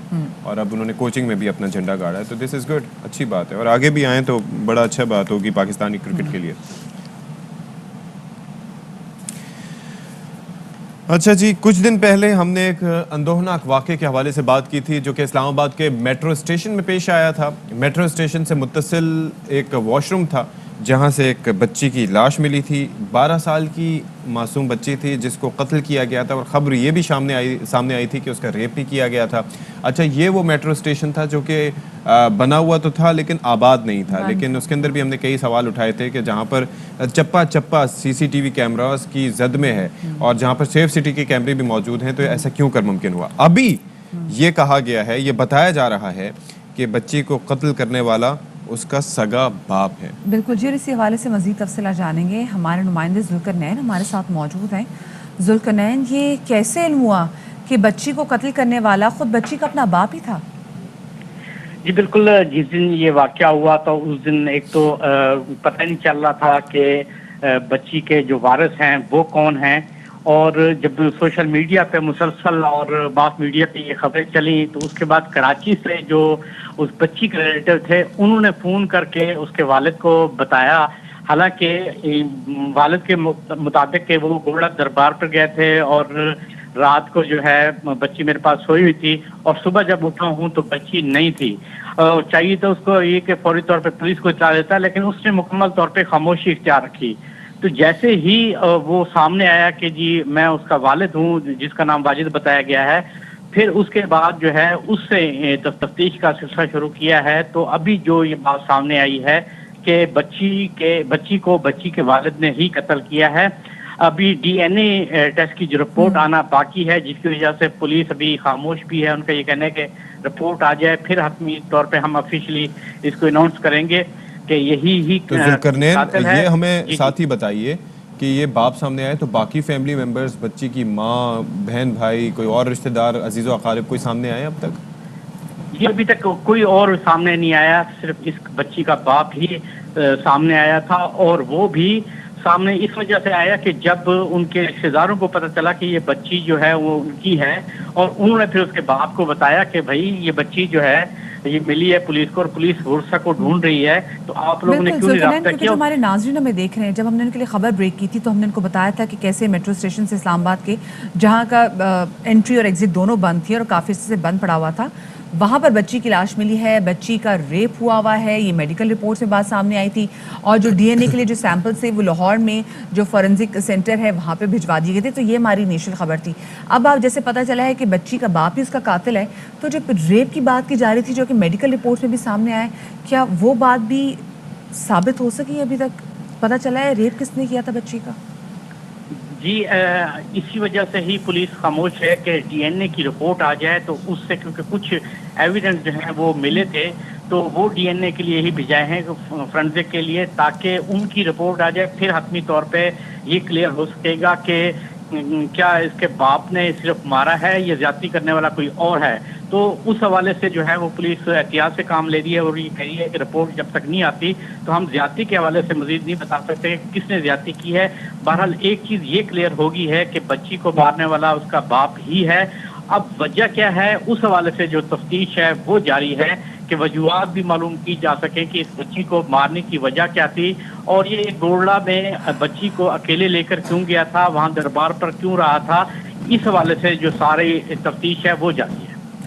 सही, ठीक है, बहुत शुक्रिया जी। ज़ुल्करनैन हैदर हमारे नुमाइंदे इस्लामाबाद में इस अहम केस के हवाले से हमें अपडेट्स दे रहे थे और जैसे जैसे इस केस के हवाले से मज़ीद अपडेट्स आ जाएंगी हम आपके साथ शेयर करते जाएंगे। बड़ा अफसोसनाक ये वाक़या था और जैसे जैसे अब जो तफ्तीश और जो तहकीकात हो रही हैं, जो जो चीज़ें सामने आ रही हैं वो और तकलीफ दे चीज़ें हैं। जी बिल्कुल, बहुत तकलीफ दे हैं और ऑब्वियसली डिटेल्स जो हैं वो काफ़ी डिस्टर्बिंग है। तो लेट्स सी व्हाट हैपेंस। अब आगे हम क्या बात कर रहे हैं मदीना? जी आगे कैसी बात कर रहे हैं हम, जो कि दुनिया, आज 19 नवंबर है, दुनिया जहान में आज सेलिब्रेट किया जा रहा है मेंस इंटरनेशनल डे। सो मैं, जो मेरे साथ एक मैन बैठे हुए हैं, मैं उनसे पूछना चाहूँगी कि जो मेंस इंटरनेशनल डे मनाया जाता है, ठीक है, वुमेंस डे तो हम, और सती आप भी मेरी बात से एग्री करते हैं कि हम अपने माशरे में देखते हैं कि ख़वातीन को वो राइट्स नहीं मिलते जो कि हमारा रिलीजन भी जिन राइट्स का वादा करता है। समहाउ क्योंकि मिसोजिनी हमारे माशरे में और हम कह रहे हैं कि पेट्रियार्कल क्योंकि सोसाइटी ऐसी है। उर्दू में तर्जुमा करें। अच्छा जी, अच्छा ठीक, यहाँ पे फंस क्यों, लेकिन यहाँ पे देखा कि यहाँ पे बंदों का राज ज्यादा है, यहाँ पे बंदों का राज ज्यादा है। तो मुझे बताएं कि ऐसे मुआशरे में क्या अभी भी जरूरी है कि हम इस दिन की आगाही के वाले से काम करें? ये मेरा वैसे सवाल है। लाइमलाइट टुडे, ओके, कैमरा इनके ऊपर से हटा दें। She talks a lot about that और बाकी सारी चीज़ें। देखिए, मर्दों का मसला ये है कि ये बज़ाहिर ये समझा जाता है कि एक परसेंटेज है, एक तबका है कि जाहिर है कि जो इस तरह से मिसट्रीट करता है, मैं ये नहीं कह रहा उसकी परसेंटेज तय नहीं कर रहा, लेकिन उसकी वजह से होता ये है कि सारे मुआशरे के मर्द जो कि अपने घर चलाने में किरदार अदा करते हैं, अपने बच्चों को पढ़ाने में, उन पर शफकत बरतने में, दूसरे लोगों के साथ अच्छा बर्ताव करने में, उन सब की मेहनत रायगा जाती है, साइडलाइन हो जाती है। उनको जो मसाइल दरपेश हैं, मुआशी मसाइल हों, कोई और मसाइल हों, घर चलाने का कुंबा पूरा रन करने के मसाइल हों, उनको कोई नहीं पूछता। उनका ज़ाहिर परेशानियाँ होती हैं तो कहा जाता है कि जी मर्द को दर्द नहीं होता, उसको किसी तरह से स्ट्रेस नहीं होता, उस पर कोई प्रेशर नहीं होता। आप जरा अपने वालिद साहब से पूछे ना कि कितने मसाइल से वो गुजर के उन्होंने आपको पाला पोसा होगा। बजाय सब चीज़ें ठीक होंगी, लेकिन बात की जाती है तो करनी चाहिए। ख़वातीन को ज़ाहिर है कि बहुत से मसले मसाइल का सामना है, बहुत सी ऐसी चीज़ें हैं कि जो हमारा सर शर्म से झुका देती हैं, लेकिन इसका मकसद ये नहीं है कि इस माशरे में अगर ह्यूमन राइट्स की बात की जाए तो उसके अंदर ह्यूमन राइट्स में भी दोनों को सेम कैटेगराइज किया जाता है, अलग अलग उनको नहीं देखा जाता। लेकिन मर्दों के मामले में कोई पूछने वाला नहीं है। वैसे आपने बात सही की, क्योंकि डोमेस्टिक वायलेंस में हम बहुत सारे ऐसे केसेस देखते हैं जहां पर हम कहते हैं जी खवातीन पे ही तशद्दुद होता है, तो ऐसे नहीं, अगर आप स्टैटिस्टिक्स चेक करें तो मर्द हजरात पे भी, मतलब it's not only mental torture लेकिन physical torture it would be different ना। होता है। जस्ट इमेजिन आप किसी, लेकिन ये होता है, हम उससे मैं वही कह रहा हूँ मदिया कि आप आप कभी सड़क पे, मैं एक मिसाल दे रहा हूँ, माशरती रवैये की बात कर रहा हूँ, एक मर्द किसी औरत को अगर खुदा न ख्वास्ता थप्पड़ रसीद कर रहा होगा तो उस पर 10 लोग जाके रिएक्ट करेंगे, और एक औरत किसी मर्द को थप्पड़ मारी होगी तो लोग उसको एंजॉय करेंगे।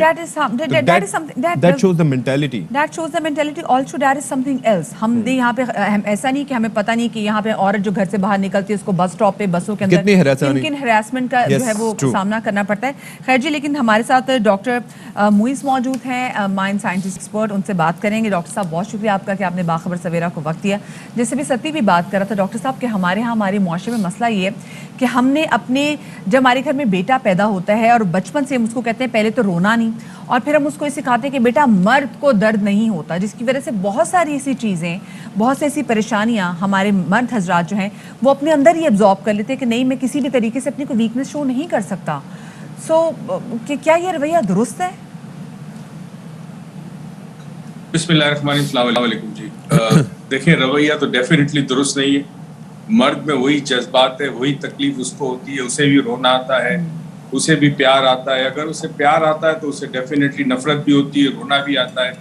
तो औरत की तरह मर्द के अंदर भी जज्बात है, मगर मर्द की अपब्रिंगिंग ऐसी की जाती है बच्चों की, जहाँ ये समझा जाता है कि मर्द जो है उसने घर चलाना है, उसने घर को लीड करना है, उसने घर वालों का ख्याल रखना है, उसने बाहर जाके काम करना है, पैसे कमाने, इसलिए उसे मजबूत होना चाहिए। जी। अच्छा, मजबूती से ये मुराद नहीं होनी चाहिए कि अगर इंसान को रोना आता है किसी मर्द को तो वो रोए ना, या उसकी आंख में आंसू नहीं आने चाहिए, या वो अपने जज्बात का वालियाना इजहार ना करे।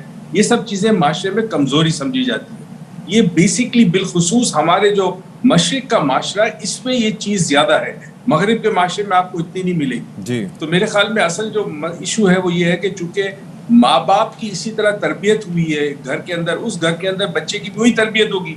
जो बिलीव्स आपने माँ बाप से आपको मिले, आपके आबा अजदाद से मिले हैं, वही बिलीव्स आप आगे फॉरवर्ड करते हैं। तो ये एक सिलसिला है एक ऐसे अकाइद का कि जिसका हकीकत से कोई ताल्लुक नहीं। अच्छा डॉक्टर साहब, एक चीज़ ये बताइएगा कि जैसे आपने मगरिब के मर्द और मशरिक के मर्द की बात की, तो इसके अंदर डिस्टिंक्शन है, उसकी वजह यही है कि यहाँ पर एक अनार और 100 बीमार होते हैं, यानी कि एक बंदा है उसके ऊपर रिलाई करने वाले काफ़ी लोग हैं, पूरा कुंबा उसको चलाना है। वहाँ पर तो ये है कि मगरिब में ये कॉन्सेप्ट नहीं है, वहाँ पर हर कोई चिप इन करता है, अपनी जिम्मेदारियाँ खातून हो या मर्द हों, तो उसके ऊपर ये प्रेशर भी उसके ऊपर से हट जाता है, प्लस जज्बात के इजहार के ज़रिए भी उनके पास मौजूद हैं, वो इन चीज़ों को फील उस तरह से नहीं करते। तरबियत का लेवल भी मुख्तलिफ है। तो और क्या क्या चीज़ें हैं जो आपको लगती हैं कि जो यहाँ पर ज़्यादा मसाइल का बायस बनती हैं हमारे अतराफ़ के मर्दों के लिए? देखिए, जब मर्द को आप लीडरशिप का रोल एक्सक्लूसिव दे देते ना, लीडरशिप औरत और मर्द दोनों में बराबर होनी चाहिए। घर जब चलता है तो अगर मर्द घर से बाहर जाके कमा के लाता है तो औरत घर के अंदर मुख्तलिफ फैसले जो करने चाहिए उसे नहीं करने देते, वो औरत का हक है। तो लीडरशिप रोल दोनों, एक गाड़ी है उसमें 2 घोड़े हैं, एक मेल एक फीमेल है, दोनों गाड़ी को चलाते हैं।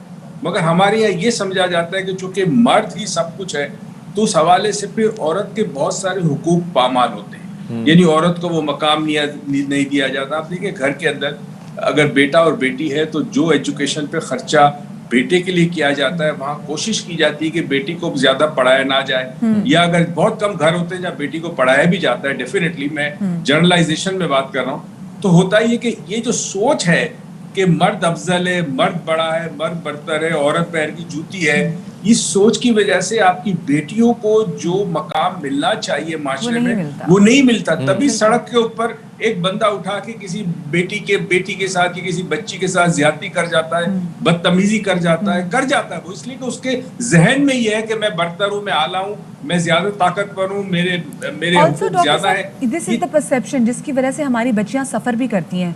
जब वो ब्याह के दूसरे घर को भी चली जाती हैं तो वहां पर भी उसको यही बताया जाता है कि बेटा वो जो कहेगा वही आखिरी वर्ड उसी का होगा और उसी को सुनना है, और वही बेचारी हमेशा कॉम्प्रोमाइजिंग स्टेट पर आ जाती है। बिल्कुल। अच्छा, ये तो स्टेटमेंट हो गया। मैं इसमें मैं थोड़ा सा इंटरवीन करना चाहूंगा। I think we are getting off the topic today. It's about men's day today. Yes, I agree कि हाँ जी, ये ज्यादतियां, ये चीजें जो होती हैं, लेकिन मुझे ये बताएं कि अब चेंज क्या कर सकते हैं मर्दों की तरबियत के हवाले से, बच्चों की तरबियत के हवाले से, किस तरीके से उन्हें इमोशनली ज्यादा एक्टिव करने के लिए कि हाँ जी वो चीजों को समझें और उनकी बेहतरी हो और वो मतलब एक भरपूर किरदार अदा कर सकें और अपने जज्बात का इजहार भी कर सकें। आप घर से स्टार्ट करें। घर में अगर आप एक अदल निज़ाम कायम करते हैं, अदल और इंसाफ का, कि जी दोनों को बराबर रखते हैं और दोनों को ये बताया जाता है, मर्द को ये बताया जाता है कि तुमने अपनी बहन की, अपनी जो भी औरतें हैं खवातीन में, उनकी इज्जत करनी है, उनका ख्याल रखना है, और औरत को ये बताया जाए, लड़की को बताया जाए कि तुमने इनका ख्याल रखना है। लड़की को ये बताया जाता है कि वो तुम्हारी हिफाजत करेगा। कभी किसी लड़की से कहा कि तुमने अपने मर्द की हिफाजत करनी है, नहीं कहा जाता। तो वो रोल अगर आप ट्रांसफर करते हैं नहीं, इमोशनली मतलब एक support, as a support system, obviously ये नहीं कि बंदूक लेके आ जाए सड़क पे, नहीं, एज ए सपोर्ट सिस्टम बड़ी सर पीछे। लेकिन देखिए एक बात ये ठीक है, आपने बात है कि हमारे यहाँ मर्दों की तरबियत करनी चाहिए और जब बच्चा छोटा हो तो उसको तभी से उसको अच्छा जेंटलमैन बनाने के लिए काफ़ी ज़्यादा चीज़ें उसकी तरबियत में शामिल करनी चाहिए। लेकिन अगर हम अपने मुआशरे को देखें जो कि एक मेल शोविनिस्ट सोसाइटी है, आपको लगता है कि हमारे लिए ये एक बहुत बड़ा इशू है जहाँ पर हम राइट्स के वाले से बात करने जा रहे हैं? क्योंकि उमूमी तौर पे देखिए, मैं वही बात करूँगी कि हमने देखा है कि ज़्यादातर rights, because every day is a men's day in Pakistan. True, ये तो ठीक है आपकी बात। इसकी वजह देखें, फिर वही बात है ना कि जो कमा के लाता है उसकी इज्जत ज्यादा होती है। अगर हमारी बेटी, हमारी बहनें, इनको इजाजत मिल जाए कि ये घर से बाहर जाएं, बाइज्जत तौर पर जॉब्स करें, पैसे कमा के लाए, तो आपको हैरत होगी जिन घरों में बेटियां कमाती हैं वहाँ इज्जत होती है। प्रिसाइसली, मगर यहाँ चूंकि ये बात बिल्कुल सही है, बहुत बड़े। हाँ जी, मैंने कहा ये बात बिल्कुल सही आप कर रहे हैं कि ये हमने भी नोटिस किया है कि जहाँ पर खवातीन they are earning better than men, तो वहाँ पर उनकी सुनी जाती है, उनकी बात समझी भी जाती है। लेकिन नहीं, वहाँ पर उसको सफर भी करना पड़ता है क्योंकि ये मेल ईगो भी हर्ट करती है। ये किसी दिन हम स्पेसिफिकली इसमें बात करेंगे डॉक्टर मुईस, क्योंकि ये भी टॉपिक है जहाँ पर घर की खवातीन, और इसकी वजह से हमने कई जगह ये भी देखे, रास्ते जुदा होते हुए भी देखे, जब ये भी एक फैक्टर आता है। तो बहरहाल इस पे we'll have a separate discussion, but we will definitely for sure. Thank you जी, डॉक्टर मुईज़ हमारे मौजूद है। अच्छा, साथ में एक और चीज़ मैं ऐड करती चलूँ क्योंकि उमूमी तौर पे लोग इसके हवाले से बात नहीं करते। जैसे अक्टूबर का जो महीना है वो मनाया जाता है ब्रेस्ट कैंसर से अवेयरनेस के हवाले से, और इसीलिए हाँ, जिसको पिंकटूबर भी कहते हैं। तो ये जो महीना है जो कि नवंबर का महीना है, इसको मूवंबर भी कहते हैं क्योंकि ये प्रोस्टेट कैंसर के हवाले से, अवेयरनेस के हवाले से महीना मनाया जाता है। फर्स्ट वर्ल्ड कंट्रीज में तो इस पर बात की जाती है, लोग बिला झिझक बात भी करते हैं, लेकिन समहाउ अभी तक पाकिस्तान में इसमें खुल के बात नहीं की जाती। सो मेरे ख्याल से इस पे भी बात करनी चाहिए, जैसे ब्रेस्ट कैंसर पे बात करते हैं, ताकि इतनी बड़ी बीमारी से फाइट करने में उनको हेल्प मिल सके। छोटी सी ब्रेक के बाद मिलते हैं।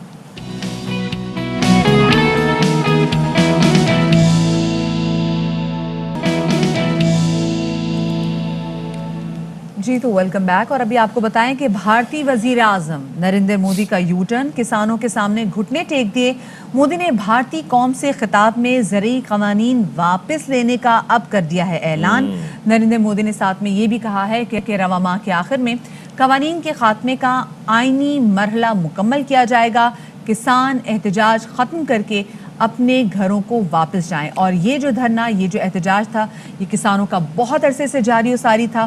गुज़िश्ता साल नवंबर से इतना उन्होंने सफ़र किया है कि लोगों की डेथ हुई है। इसमें हज़ारों लाखों के करीब जो फार्मर्स थे वो वहाँ पर जमा थे मुख्तलिफ सूबों की सरहदों पर, और ऐसे में उनकी जानिब से जनाब ये मुतालबा किया जाता रहा है कि ऐसा हो।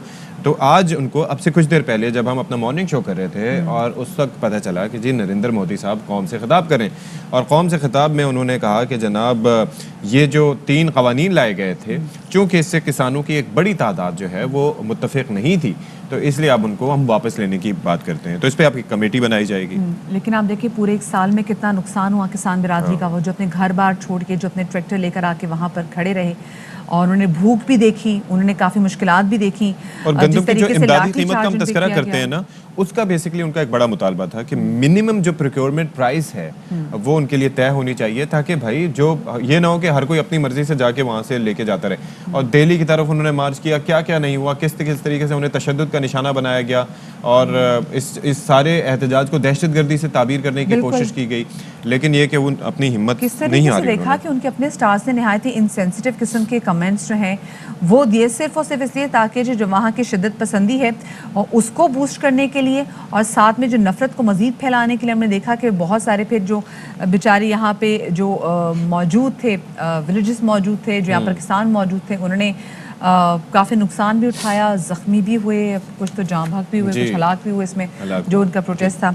अब आगे बढ़ते और आपको जैसे कि पता है कि ये है नवंबर महीना और नवंबर के महीने में स्पेसिफिकली 17 नवंबर की जब हम बात करते हैं तो बाबा गुरु नानक की 552वीं सालगिरह है और इसमें सिख यात्री जो हैं वो जब से हमने देखा है कि एक कॉरिडोर जो है वो खुला है जिसमें पाकिस्तान हुकूमत का बहुत करतारपुर कॉरिडोर जब से खुला है 2019 में खुला था, बल्कि 2019 में जिसका इफ्तिताह हुआ था, तो उसके बाद हमने देखा कि सिख यात्रियों की बहुत बड़ी तादाद जो है अब वो पाकिस्तान आ रहे हैं बगैर किसी वीज़े के।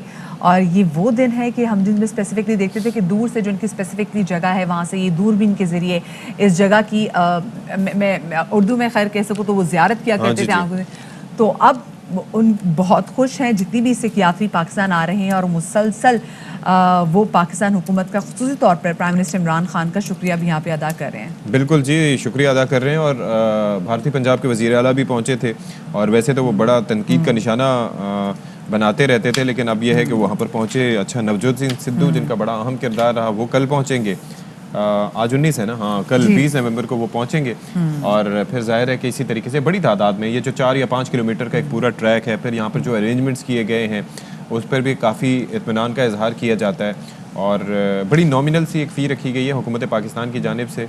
और उसके अंदर ये है कि ये देखें, ये सबसे बड़ी इनकी मतलब एक मुक़द्दस मकाम तस्वर किया जाता है सिखों के लिए। और बाद में जब यहाँ पर आना उनका बंद हो गया था और नहीं आ पाते थे तो फिर उसके बाद गोल्डन टेम्पल उन्होंने उसको वहाँ पर तवज्जो अपनी मरकूज़ की थी। बिल्कुल जी। और यहाँ पे जो सिख यात्री आए हैं वो अपनी खुशी का इजहार कैसे कर रहे हैं आपको सुनवाते हैं।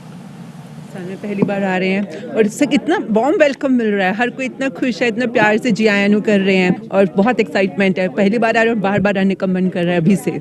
सो I am so glad we are here. Thank you for welcoming us so beautifully. चाहता हूँ कि हमारे दोनों देशों के ताल्लुकात बहुत बेहतरीन हो।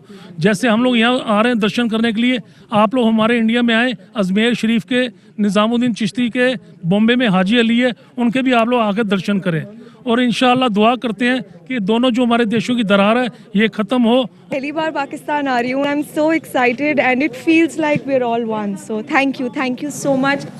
चलें जी, हम देख रहे हैं कि सिख यात्री बहुत बड़ी तादाद में यहाँ पर आ रहे हैं और लोग बहुत ज़्यादा खुश हैं। पिछले साल भी जो रुकावटें खड़ी की गई थी वो इंडियन गवर्नमेंट की जानिब से रुकावटें थी, लेकिन पाकिस्तानी हुकूमत ने डे 1 से जितने भी सिख यात्री थे उनको बिल्कुल खुले बाहों से इमरान खान साहब ने भी ये मुबारकबाद दी है और गुरु नानक साहब के 552वें जन्मदिन पर तमाम सिख यात्री इस दुनिया भर में जो हैं उनको मुबारकबाद दी है। और उन्होंने कहा है कि हमने इस अहम मौके पर और हम दुनिया भर से जो हज़ारों की तादाद में सिख यात्री हैं उसको वेलकम करते हैं ताकि वो रिलीजियस साइट्स पे पाकिस्तान आके कर सकें। और हुकूमत की कमिटमेंट है कि वो तमाम उनकी मजहबी उमूर की अदायगी में उनको सपोर्ट करेंगे, उनको फैसिलिटेट करेंगे और करते ही रहेंगे। तो ज़ाहिर है कि गवर्नमेंट ऑफ पाकिस्तान ये हमेशा करती रही है और इसी बिना पर 3000 वीज़े भी जारी किए गए। 17 से 26 तारीख तक ये चलता रहेगा सिलसिला यहाँ पर और लोग आते रहेंगे। और हज़ारों की तादाद में यहाँ पर सिख यात्री आते रहेंगे।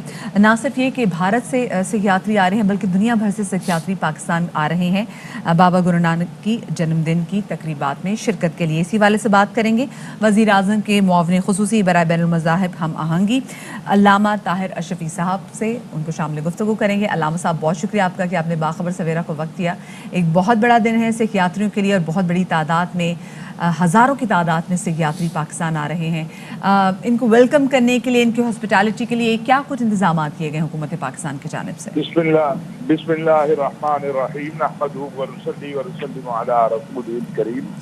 गुजारिश ये है कि आपने माशाल्लाह बड़ी तफसील से बताया है। पाकिस्तान जो है यहाँ पर जहाँ मुसलमान रहते हैं हम अक़लियत में हैं, लेकिन हमारे दीगर मज़ाहिब के जो लोग हैं वो भी पाकिस्तानी हैं और बिलखुसूस जो हमारी सिख कम्युनिटी है इसकी मुक़द्दसात जो है वो पाकिस्तान के अंदर है। बाबा गुरु नानक से मुत्तसिल बहुत सारी उनकी मुक़द्दस मकामात हैं। तो पाकिस्तान, हुकूमत पाकिस्तान, पाकिस्तान की आवाम, रियासत पाकिस्तान की हमेशा कोशिश रही है कि जो भी इस हवाले से तकरीबात हैं या प्रोग्राम हैं या मेहमान हैं उनको फैसिलिटेट किया जाए। और आप ये देखें, मेरा ख्याल है तारीख में इस तरह की अगर किसी जगह हमें नई मिसाल मिलती है कि एक ने दूसरे मुल्क के शहरियों के लिए सिर्फ इसलिए कि उनका मुक़द्दस मकाम है वहाँ पर ऐसी सहूलियात पैदा की हों जो तारकुर राहदारी में पैदा की गई।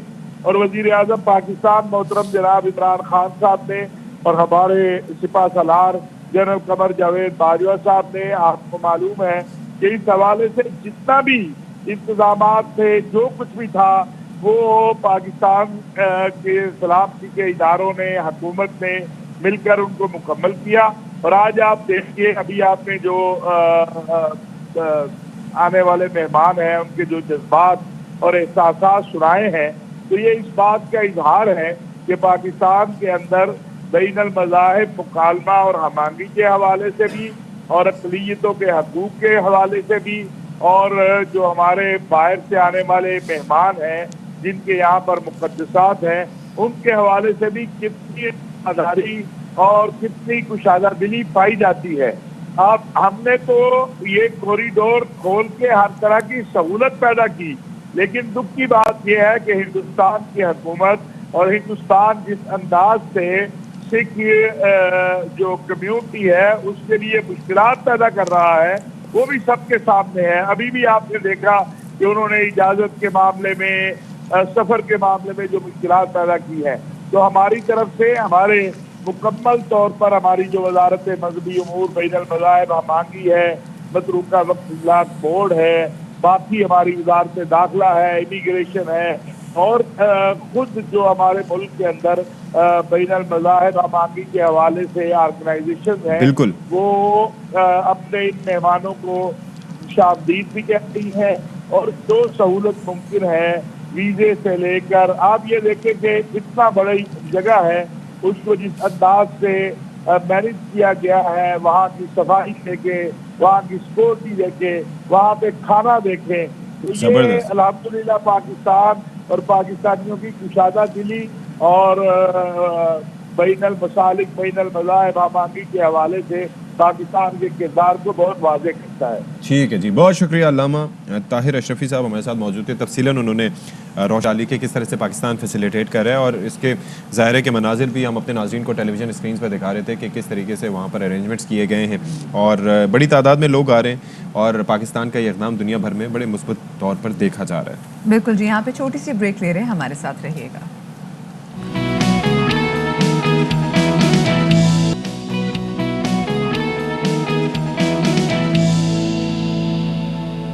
बराह रास्त आपको ले चलते हैं कराची, जहां पर वज़ीर इत्तलात सिंध सईद गनी मीडिया से गुफ्तगू कर रहे हैं। होने चाहिए जो फेडरेशन के ऑफिसर्स हैं उनका हिस्सा बनता है वो होने चाहिए यहाँ पर। और इस वक्त हमारे पास सिर्फ 19 ऑफिसर जो हैं वो काम कर रहे हैं, 48 की कमी है। 4 ऑफिसर्स निकाल दिए गए हैं, 4 ऑफिसर्स भेज दिए गए हैं। रूल्स के मुताबिक जो तरीक़ेकार है वो ये है कि वज़ीर आज़म या उनके नॉमिनेटेड कोई फ़र्द, कोई मिनिस्टर या चीफ मिनिस्टर या उनके कोई अथराइज्ड पर्सन मशावरत करेंगे। उसके बाद सूबे में पोस्टिंग्स और तबादले जो हैं वो होंगे, चाहे किसी को किसी और सूबे में भेजा जाए, किसी को इस्लामाबाद भेजा जाए, इस्लामाबाद से सीधे भेजा जाए और फिर वो प्रपोज़ल देंगे और प्रपोज़ल जो है वो प्रोविंशियल गवर्नमेंट उसको देखेगी। तो जो ऑर्डर्स इनके आए थे उनको हमने ट्रीट किया एज ए प्रपोज़ल और सिंध कैबिनेट ने कल आप ये कहेंगे पार्शली उन प्रपोजल्स को एक्सेप्ट भी किया और पार्शली रिजेक्ट भी किया। जो ऑफिसर्स भेजे गए हैं पीएस के उनको हमने एक्सेप्ट कर लिया और जो यहाँ से निकाले जा रहे हैं उसको हमने मुस्तरद कर दिया। इसी तरह पुलिस ऑफिसर्स जो हैं, जो 7 निकाले गए हैं, 8 भेजे गए हैं, हमने जो 7 निकाले गए थे उस प्रपोज़ल को मुस्तरद कर दिया। जो 8 भेजे गए हैं उनमें से कोई 4 नाम हम एक्सेप्ट कर लेंगे और 4 हम मुस्तरद कर देंगे। कराची में सईद गनी की मीडिया गुफ्तगू जारी है और अभी आपको बताते चलें कि इलेक्ट्रॉनिक वोटिंग मशीन का बिल मंजूर करवाने के बाद भी अभी भी इसकी गूंज जारी और सारी है। गुज़िश्ता रोज़ कौमी असम्बली की कायमा कमेटी बराए कानून इंसाफ का एक इजलास हुआ था, जिसमें सेक्रेटरी इलेक्शन कमीशन ने तो कह दिया था कि वोटिंग मशीन के इस्तेमाल में चैलेंजेस का सामना है और इंतखाबात में इस मशीन के इस्तेमाल से मुतालिक कुछ नहीं कह सकते। बिल्कुल जी, और इस हवाले से ज़ाहिर है कि इलेक्शन कमीशन वो इदारा है, जब जैसे हम बारहा तज़किरा करते हैं कि वो इम्प्लीमेंट करवाना होता है, इस बात को इंश्योर भी उन्होंने करना होता है कि किस तरीके से साफ़ और शफाफ इलेक्शन होंगे। अच्छा, फिर उन्होंने ये भी कहा इलेक्शन कमीशन की जानिब से, सेक्रेटरी साहब की जानिब से, कि मशीन के इस्तेमाल से पहले 14 मराहिल से गुजरना होगा। और जमीयत उलमा इस्लाम की आलिया कामरान ने भी कई सवालात उठा दिए और कहा कि वोटिंग मशीन कहाँ कहाँ रखेंगे।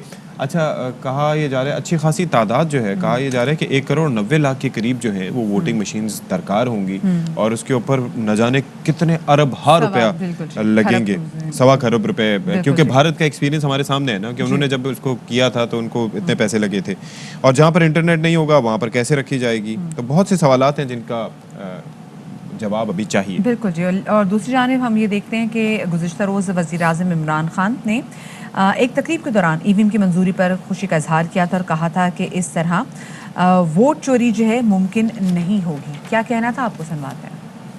2008 के अंदर इलेक्शन कमीशन ने रिकमेंड किया कि इलेक्ट्रॉनिक वोटिंग मशीन्स आनी चाहिए। बहुत बड़े फ्रॉड चलते हैं, जाली वोट्स हैं, मरे हुए लोगों की वोट्स इन्होंने दर्ज करवाई हुई है, ये सारी उड़ जाती है जिस दिन ईवीएम मशीन आए। वो लोग जो कि पुराने सिस्टम, करप्ट सिस्टम से फायदा उठा रहे हैं, वो चेंज नहीं आने देते। और शिबली फराज साहब जो वज़ीर बराए साइंस एंड टेक्नोलॉजी हैं, वो ये कहते हैं कि मुखालफत बराए मुखालफत कर रही है अपोजिशन, और देखे बगैर ही मुखालफत शुरू कर देते हैं। अपोजिशन को ये रास्ता छोड़ देना चाहिए। अब करना होगा, ये तो अब कानून है, ये जिम्मेदारी इलेक्शन कमीशन ऑफ पाकिस्तान की है। किस मशीन को चूज करते हैं, 2 साल है हमारे पास। मशीनें चाहे वो यहाँ पे बननी हो, इंपोर्ट करनी है, इलेक्शन कमीशन का इख्तियार है कि वो ये फैसला कर सके। ऑपोजिशन अदालत जाना चाहते हैं तो बिल्कुल जा सकते हैं, उन्हें कोई नहीं रोक सकता। ठीक है जी, तो ये तो अब बात हो गई। अब देखना ये है कि वैसे इंश्योर करवाना तो इलेक्शन कमीशन का काम है, हुकूमत तो जाहिर है कि वो उसके बारे में कई सवालात उठ सकते हैं। लेट्स सी कि ये सॉर्ट आउट हो जाएं चीज़ें अच्छे तरीके से, ऐसे तरीके से। चलें जी, जाते जाते क्योंकि मौसम हो गया है चेंज, तो जाते जाते हम आपको ले चलते हैं सक्खर, जहाँ पर हुसैनी चौक में एक ठेले वाला कमाली सूप बेचता है, और सूप के जो इंग्रेडिएंट्स हैं वो हम आपके साथ शेयर नहीं कर सकते, वो है सीक्रेट इंग्रेडिएंट्स। तो इसी वाले से मजीद रिपोर्ट करें जहां से बसेर। सक्खर में जाड़े ने दस्तक क्या दी के शहरियों ने गर्मा गर्म चिकन सूप पीने के लिए हुसैनी रोड का रुख कर लिया। ग़ज़ाइयत से भरपूर चिकन सूप को बच्चे हो या बड़े सभी पसंद करते हैं, और ये ग़िज़ा सर्दियों में इंतहाई मुफीद है। सर्दी जैसे ही शुरू होती है तो हम यहाँ पे आ जाते हैं। ये सूप पीने में एक तो गर्माइश हो रही है और बहुत ही मज़ा आ रहा है, इसमें लज़्ज़त आती है, इसीलिए हम यहाँ आते हैं। तो बच्चों को भी सूप पिलाते हैं। माशाल्लाह टेस्ट अच्छा है, कॉर्न भी है सही से, चिकन विकन सही है, टेस्ट बहुत अच्छा है। थोड़ी बहुत सर्दी फील हो रही थी तो दोस्तों का प्रोग्राम बना। चिकन सूप बनाने के लिए मुख्तलिफ अज्जा का इस्तेमाल किया जाता है, जिसमें सिंघाड़ा पाउडर, कॉर्न फ्लावर, मकई, मुर्गी की यखनी, अदरक और दीगर गरम मसाले भी शामिल होते हैं। इसमें हरी मिर्ची, अदरक, कॉर्न फ्लावर होता है, इसके अंदर मकई होती है और मसाला जात होते हैं मुख्तलिफ किस्म के, यखनी होती है इसके अंदर। ख़ास तौर पे सर्दी के अंदर जो है ना, जब नज़ला बुखार खांसी हो जाता है, मैदे को फ्रेश कर देते हैं। ये बड़ा अच्छा आइटम है, मुझे 30 साल हो गए ये काम करते हुए, और लोग बड़ी वाफिर मिकदार में आते हैं। शहरी कहते हैं कि सर्दियों की ठंडी ठंडी रातों में सड़क किनारे बैठकर गर्मा गर्म सूप पीने से सर्दी का एहसास ही नहीं रहता और मौसम का भी मज़ा लिया जाता है। सर्दियों में गर्मा गर्म मुख्तलिफ मसालों से तैयार चिकन सूप पीने से कुव्वत मदाफियत भी बहाल होती है। कैमरामैन मोहम्मद अली सोलंकी के साथ जहां से बसीर, ARY न्यूज़ सक्खर। क्या बात है जी, मुंह में पानी आ गया। बिल्कुल जी, मैं भी ये सोचूं ऑर्डर करना चाहिए नाश्ते में जब सूप पीते हैं, नाश्ते में पीना चाहिए। बिल्कुल जी, अपना बहुत सारा ख्याल रखिएगा। इंशाल्लाह आपसे मुलाकात होगी अगले हफ्ते। शाद रहिए, आबाद रहिए, अल्लाह हाफ़िज़।